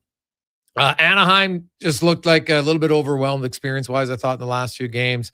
Vegas just took control of that series, definitely earned the win. And I think it's fair to say they earned the $100,000 fine for John Tortorella and a second-round draft pick. So do you think they actually forfeit the second-round draft pick, or the NHL change their mind between now and the draft? Well, I think the NHL will, the NHL is a goofy kind of a league because, I think this is I have no quarrel with the penalty. You have to talk to the media. Everybody knows that. And so the idea of not doing it is just, you're going to get fined. But I think the second round pick fine is you got to come and humbly, talk to Gary and tell him that you're sorry. And I wouldn't put past Gary saying, let all the NHL teams talk to Cassidy and you can have your second round pick back. The NHL is a funny league that way. There's a lot of, I still think the NHL was mad as hell that McDavid lottery happened, and that's why they ended up forfeiting picks for Chiarelli and McClellan. The NHL is a weird league that way. They'll get you one way or the other, coming or going. So I think that the NHL probably felt like Vegas was getting too big for their britches. From what I read, they'd already been warned about this kind of thing. So I think it's a reset, like it's like in high school, Jason, when you were, throwing rocks at teachers, whatever you did, and then you had to go and spend some time at detention. That's what this is. Delivering apples, Al. That's what I did as a kid, delivering apples. I'd be surprised. I think Vegas is going to pay the piper here. I also, if you read the press release, I think Vegas is basically saying you're getting this because we're done with you. That there's multiple times in this series where Tortorella hasn't spoke between game days. I think that then they added in that last line. I should read it properly because to me the last line said, quote, this imposition is due to previous warnings issued to the club regarding their compliance with media regulations and other associated policies. Hint, hinge, nudge, nudge, wink, wink. Let them talk to LA, Edmonton, and Toronto. And I bet you Bruce Cassidy will have permission to speak to those teams right away, and it will not get them their second round pick back. Well, I'd be interested in that. That would be the proper and true way to do it. I just think it's like, don't you think as somebody who is passive aggressive, I love that. I love that announcement. That's a little pissy, and I like that. It would be nice if they were all adult enough to do this behind closed doors before it went public, but they're not. And there's a little Stampede Wrestling or WWE or WWF or whatever you want to call it about this grandstanding and my dad's bigger than your dad about this, and that's okay. It's supposed to be sports. It's supposed to be fun. You're supposed to get mad and hit somebody over the head with a funky looking chair they made in the 70s. It's all good. Al, your thoughts on Carolina, Colorado? Is this a waste of 8 days? Do you think anybody can give either one of those two teams a run here in the conference final? No, I think it's Carolina, Colorado. I think the big question now is I think traditionally when we go into an East versus West Stanley Cup final, the thought process is if the Eastern team can get out of their series out East without being too injured, they would be the strongest team because the Eastern Conference is perceived as being stronger. I'll be interested in seeing if Colorado can upset that. I don't know that I think they would be favored by quite a bit. They're such a good team. My God, they have such great talent. And the problems that they did have, they have sorted out. Kulak has really helped that team. And they have injuries and that sort of thing, but I think it'd be a great final. And I haven't decided who I think should win, but I suspect Carolina would be favorite. But I don't think these semifinals are going to be, Vegas is kind of tricky, but let me ask you, what kind of goaltending do you think Vegas will get against Colorado? I don't know. I think okay. I just think Colorado's going to overwhelm them. I just think they're too quick. Yeah. And I think at the end of the day, they don't have an answer for Nathan McKinnon. Like Jack Eichel's played very well. I'm very intrigued to see the Eichel versus McKinnon matchup. That's the one thing that has me quite excited. There's a lot of speed between those two guys, and I'll be curious to see how they match up. But I don't think Vegas has the overall depth or speed to match it. Yeah, that's absolutely true. And how they match up against Eichel, as we know from the 2023 series between Edmonton and Vegas, that will be key too. But I agree with you. I think Colorado, they just have too much. They've got an extra line at least in terms of what can do damage, and they have had flaws in the last year or so or 2 years, but I think they've gotten straightened out, and I think they're probably going to win the Stanley Cup. Al, have yourself a wonderful day. We will chat with you on Tuesday. All right, boys, be good. There you go. That's Al Mitchell, a.k.a. Low Tide. When we return, we'll speed things up in the final segment of the show on the Gregor Show, presented by PlayAlberta.ca. Well, get ready for a silly hockey fans. Your partner in power just skated onto the ice. EWEL.ca, the new e-commerce website for electrical wholesalers Edmonton, is ready for the power play 24/7, 365. UL skates to where the puck will be in 5 years. Now that's forward thinking. Killer selection, slamming products from the best brands, and legendary service. Don't sit on the bench. Get your account today at EWEL.ca and win that project. Plug into your partner in power. Get an EWEL.ca account today. A lot of you love hockey season. But when it comes to construction season, you're not as excited unless you work for GS Construction. It's true. As one season is winding down, ours is winding up with all sorts of great projects to make the city we live in better. And our team is hiring. GS Construction is scouting for pipe layers, topmen, and heavy equipment operators. So if you want to score a great job, visit gsconstruction.ca today. Day or night, tasting just so right. You can order oodle noodle at oodlenoodle.ca, delivering you the news almost right away. Remember, you can order oodle noodle at oodlenoodle.ca. So stay on your couch all day and order oodlenoodle.ca. Oodle noodle. A Saskatchewan boy who grew up loving and playing sports. At least we think he grew up. Listen to Kevin Carius weekday mornings from 7 to 11 on Edmonton's home for sports. Sports 1440. With Play Alberta, backing the home team goes beyond the bets. That's because your picks have provincial impact. Play Alberta is the only app in the province that puts all revenue directly back into supporting programs and services that Albertans rely on every day. By investing in the General Revenue Fund, every play, bet, and buy made on Play Alberta helps make a difference across the province. It feels good to know your fund goes further at home. Visit playalberta.ca/Gregor to learn more. Must be 18 plus to play. If you gamble, use your game sense.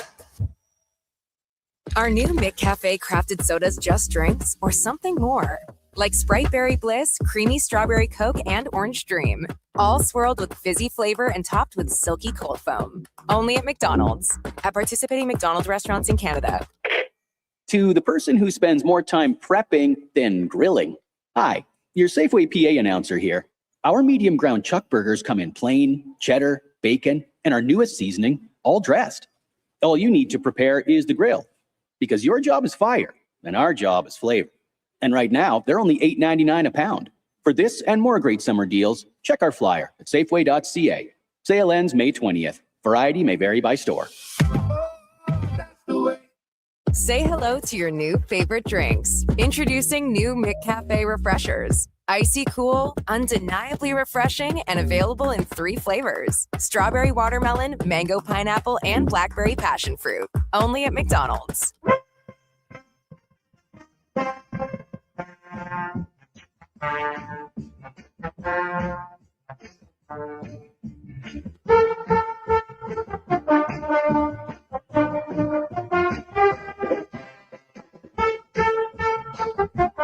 Portions of this hour brought to you by Cantork, made in Canada, made for Canada, where extreme isn't theoretical. Find your solution at cantork.com. The Jason Gregor Show, the best of Edmonton sports talk and beyond. This is Sports 1440. Presented by PlayAlberta.ca, Alberta's only regulated online gambling website.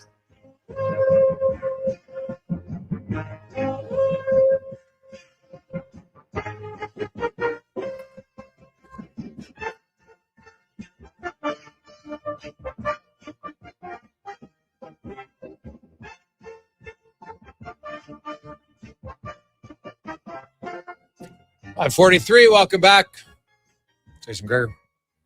Connor Halley, Sports 1440, sports1440.ca, YouTube, Facebook, X, and Instagram as we wrap up a busy week here on Sports 1440. Hope you have yourselves a wonderful long weekend. It's time to get to the racing report, brought to you by Cantork, made in Canada, made for Canada, where extreme isn't theoretical. Find your solution at cantork.com as Colin Livingston joins us on the road. CL, where are you? Standing in the middle of the paddock at Canadian Tire Motorsports Park, also known as Mosport, in just outside of Toronto. Okay, so that's the first race of the year? Yeah, first for NASCAR, first for Radical. Very busy, very, very busy day today so far. How, so when you look at it now, the NASCAR and Radical Canada, kind of what's different this year? The series are pretty much the same. I actually found out once I got here that a bunch of our management from NASCAR has actually moved on. I didn't find out until I got here.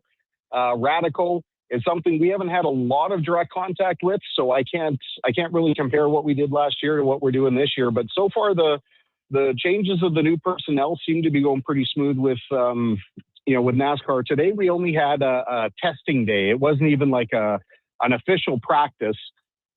We were able to pretty much do whatever we wanted on track. We didn't have to have there were no NASCAR officials. There were no flag people. It was just basically get out, start running a new tire, see how the tire kind of performs, and then we start playing for keeps starting tomorrow. Some news on the IndyCar front, the Indy 500. Interesting that Catherine Legge announced she's going to compete in the double this year. Now, did I miss it, Colin? But don't they normally announce this kind of well in advance? Yeah, this is strange from a couple different perspectives. To do the logistics is absolutely, generally it's a year-long process that you've got to really put a lot of pieces together. You've got to have helicopter transportation, private plane, just to get everything, to have a chance to make it all work. You've got to hope for no rain. You've got to hope for no delays, et cetera, et cetera. So the fact that they're doing this, it got announced this week. They run the 500 and the Coke 600 next weekend. But what makes it kind of also, forget about the fact that Catherine's going to be the first female to attempt it, but she's also a part-time driver in both the series. So anybody who's ever attempted this before was either a full-time NASCAR guy that added the 500 or a full-time IndyCar that added the 600, and it's generally NASCAR guys that come over. So, yeah, this is really unique from a lot of different angles. Okay, yeah. Do you think she'll do it? Well, I mean, the only reason that she wouldn't at least be able to make each attempt, like start each race, is if there's weather or an accident or something like that. So there's no reason that she won't be able to, compete in both. Pardon me. It's just a matter of where the ultimate challenge, and no one's ever been able to run all 1,100 miles. One race or the other, they weren't able to finish every single lap. So that's kind of the massive benchmark that the drivers are trying to achieve. But if she even gets to move over to Charlotte and to take the race, I mean, the Coke 600 is one of NASCAR's biggest events. It's going to be no small feat. But I mean, like her conditioning and her stamina, that won't be an issue at all. I know that, she does a lot of endurance racing. She's done a lot of like 24-hour races, which are crazy, crazy hard on the body. That part won't be an issue. It's just where the how competitive she'll be in both series. Yeah. Well, because she's a part-time driver. That's kind of rare. I'm not even sure I remember a part-timer doing it. So good luck to her. It'll be definitely something to watch for. What did you make of the recent race involving Alexander Rossi's car that basically stopped on the front stretch? Yeah, IndyCar definitely, to their credit, they revised their ruling and they revised their procedures after what happened last weekend during the Indy Grand Prix, where Rossi's car had an issue. He pulled over on the front straightaway. But because the pit stop sequence had started, NASCAR let everyone stay out on track, so they had the opportunity at least to pit without losing or gaining a whole bunch of track position. Problem is, you've got a car stopped as other cars are coming by at up to 170 miles an hour. Like, somebody makes a mistake, Rossi's a sitting duck. And then the other part is, when he did his interview, he's like, look, they had an issue with the hybrid unit that IndyCar's mandated since last year. He's like, this is a part nobody asked for. This is a part that doesn't improve the racing, and this is the part that knocked me out of the race. So he was pretty pissed off. But to IndyCar's credit, they've revised the caution procedure so that whenever if there's a vehicle stopped on track, they instantly throw the caution, no matter how that affects anybody on the track. Yeah, it was interesting. His quote, it's pretty annoying to have failures in the car because of the product that we didn't ask for that doesn't improve the racing. Yeah, no, he wasn't holding back. Like, but that's as simple as it is. It doesn't improve. It's something that one of the manufacturers insisted that IndyCar do so that they could stay in the series, but it's just added cost. It hasn't changed anything. So hopefully IndyCar can learn from some of the mistakes of Formula One and just go back to a naturally aspirated. They're already on sustainable fuel in IndyCar, so it's not like there's a whole lot of environmental impact. Just go back to racing, guys. Yeah, for sure. So you look at it, you mentioned today was just a test day. Kind of set us up for what's your expectations for the weekend.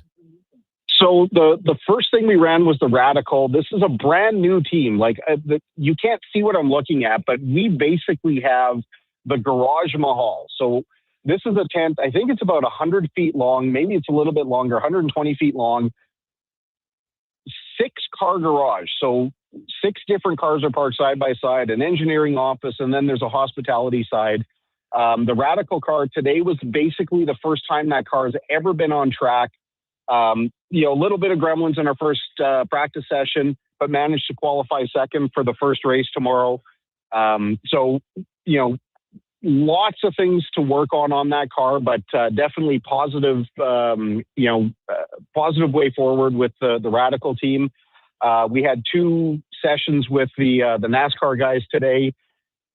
It went as well as we could have hoped for. First session, the car wasn't great, made some minor changes. By the time we got to the second session, Alex came out and was happy, which is very unique. Alex is usually not unhappy, but there's always something that we're going to work on. And throughout the second session, he's like, no, boys, car's good. We just need to make this little thing. So happy driver is a great way to end the day. Awesome. Well, Colin, have fun, man. Enjoy it. Good to see you back on the track. We'll talk to you next week. Yeah, we'll see you in studio. Thanks, boys. There you go. That's Colin Livingston joining us live on the track. I love it. Do you see the frustration? Well, you obviously didn't see it, but Vladdy Guerrero, my goodness, this guy is he might have to be Serrano here. He might have to sacrifice a chicken, do something, because it is not going well for the Vladmeister. You can't get a hit. Now, it's good for the Jays. They're leading 2-0 because one guy who just continues to produce for the Jays, Jimenez, a 2-run double that made it to 2-0. But you look at Vladdy, he's 0 for 2, 1 strikeout, and like he just continues. Now he's batting 291. Like he's in a real funk here. This is why, like, I don't know how he's going to get out of it, because it was a 3-0 pitch and he's swinging when the guy can't hit, and then he pops it up on the infield. Like, he's not even having good at bats. That's what's wild right now. Cons, so this will be game 22. What was your answer? You know what? I didn't get a pick, but I said he's going to hit a home run in my mind, I said this Saturday, Okay. and then he's going to hit 2 against the Yankees. So you're saying it ends tomorrow. Tomorrow he's going. So that would be 22 games. I don't know, man. Because the question was how many games before is the next home run. So I'm going to say 28. Oh, no. Got a guess, Wanye? Well, 25. 25. Yeah, it's not looking great for him right now. He's just he is struggling. What makes a player of that caliber go this stone cold? Just confidence, too, length man. of time and Confidence. It's just wild how it injury. I wouldn't think. No, he's playing a ton. Like they're not really resting him. So I'm going to say no. Right? No one of that. I can't see it. So, hey, Gregor, I didn't watch the game. Is Bouchard on the power play? Well, yeah, of course. Here's the rest of their defensemen: Matejchuk, Nurse, White Cloud, Morgan Riley, Dylan DeMello, Parker Wotherspoon. Yes, Bouchard will be on the power play. He played 23-21, which was the most minutes of any player except for Dylan DeMello, who played 20-24. He's the only other guy to play 20 minutes. Dylan DeMello played 20-24. So Bouchard played 3 minutes and 17 seconds more than any other Canadian player in the game. So there you go. On behalf of Connor Halley, Wanye Gretz, Declan Cougar, have yourselves a great weekend, everyone. Please don't drink and drive. Don't be weeding and drive. No inebriation and drive.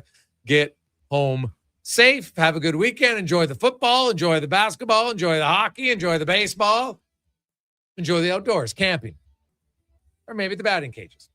Have a good one. Here's Connor Halley and a Sports 1440 update brought to you by Fountain Tire. Fountain Tire, they're here for all your vehicle needs and more with their digital vehicle report. They don't just tell you what your car needs. They will show you fountaintire.com. Good night.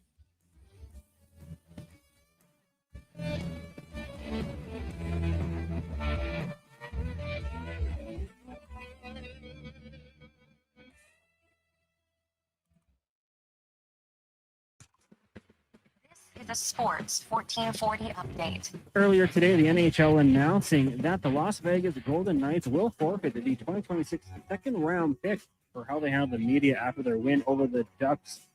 Also, John Porter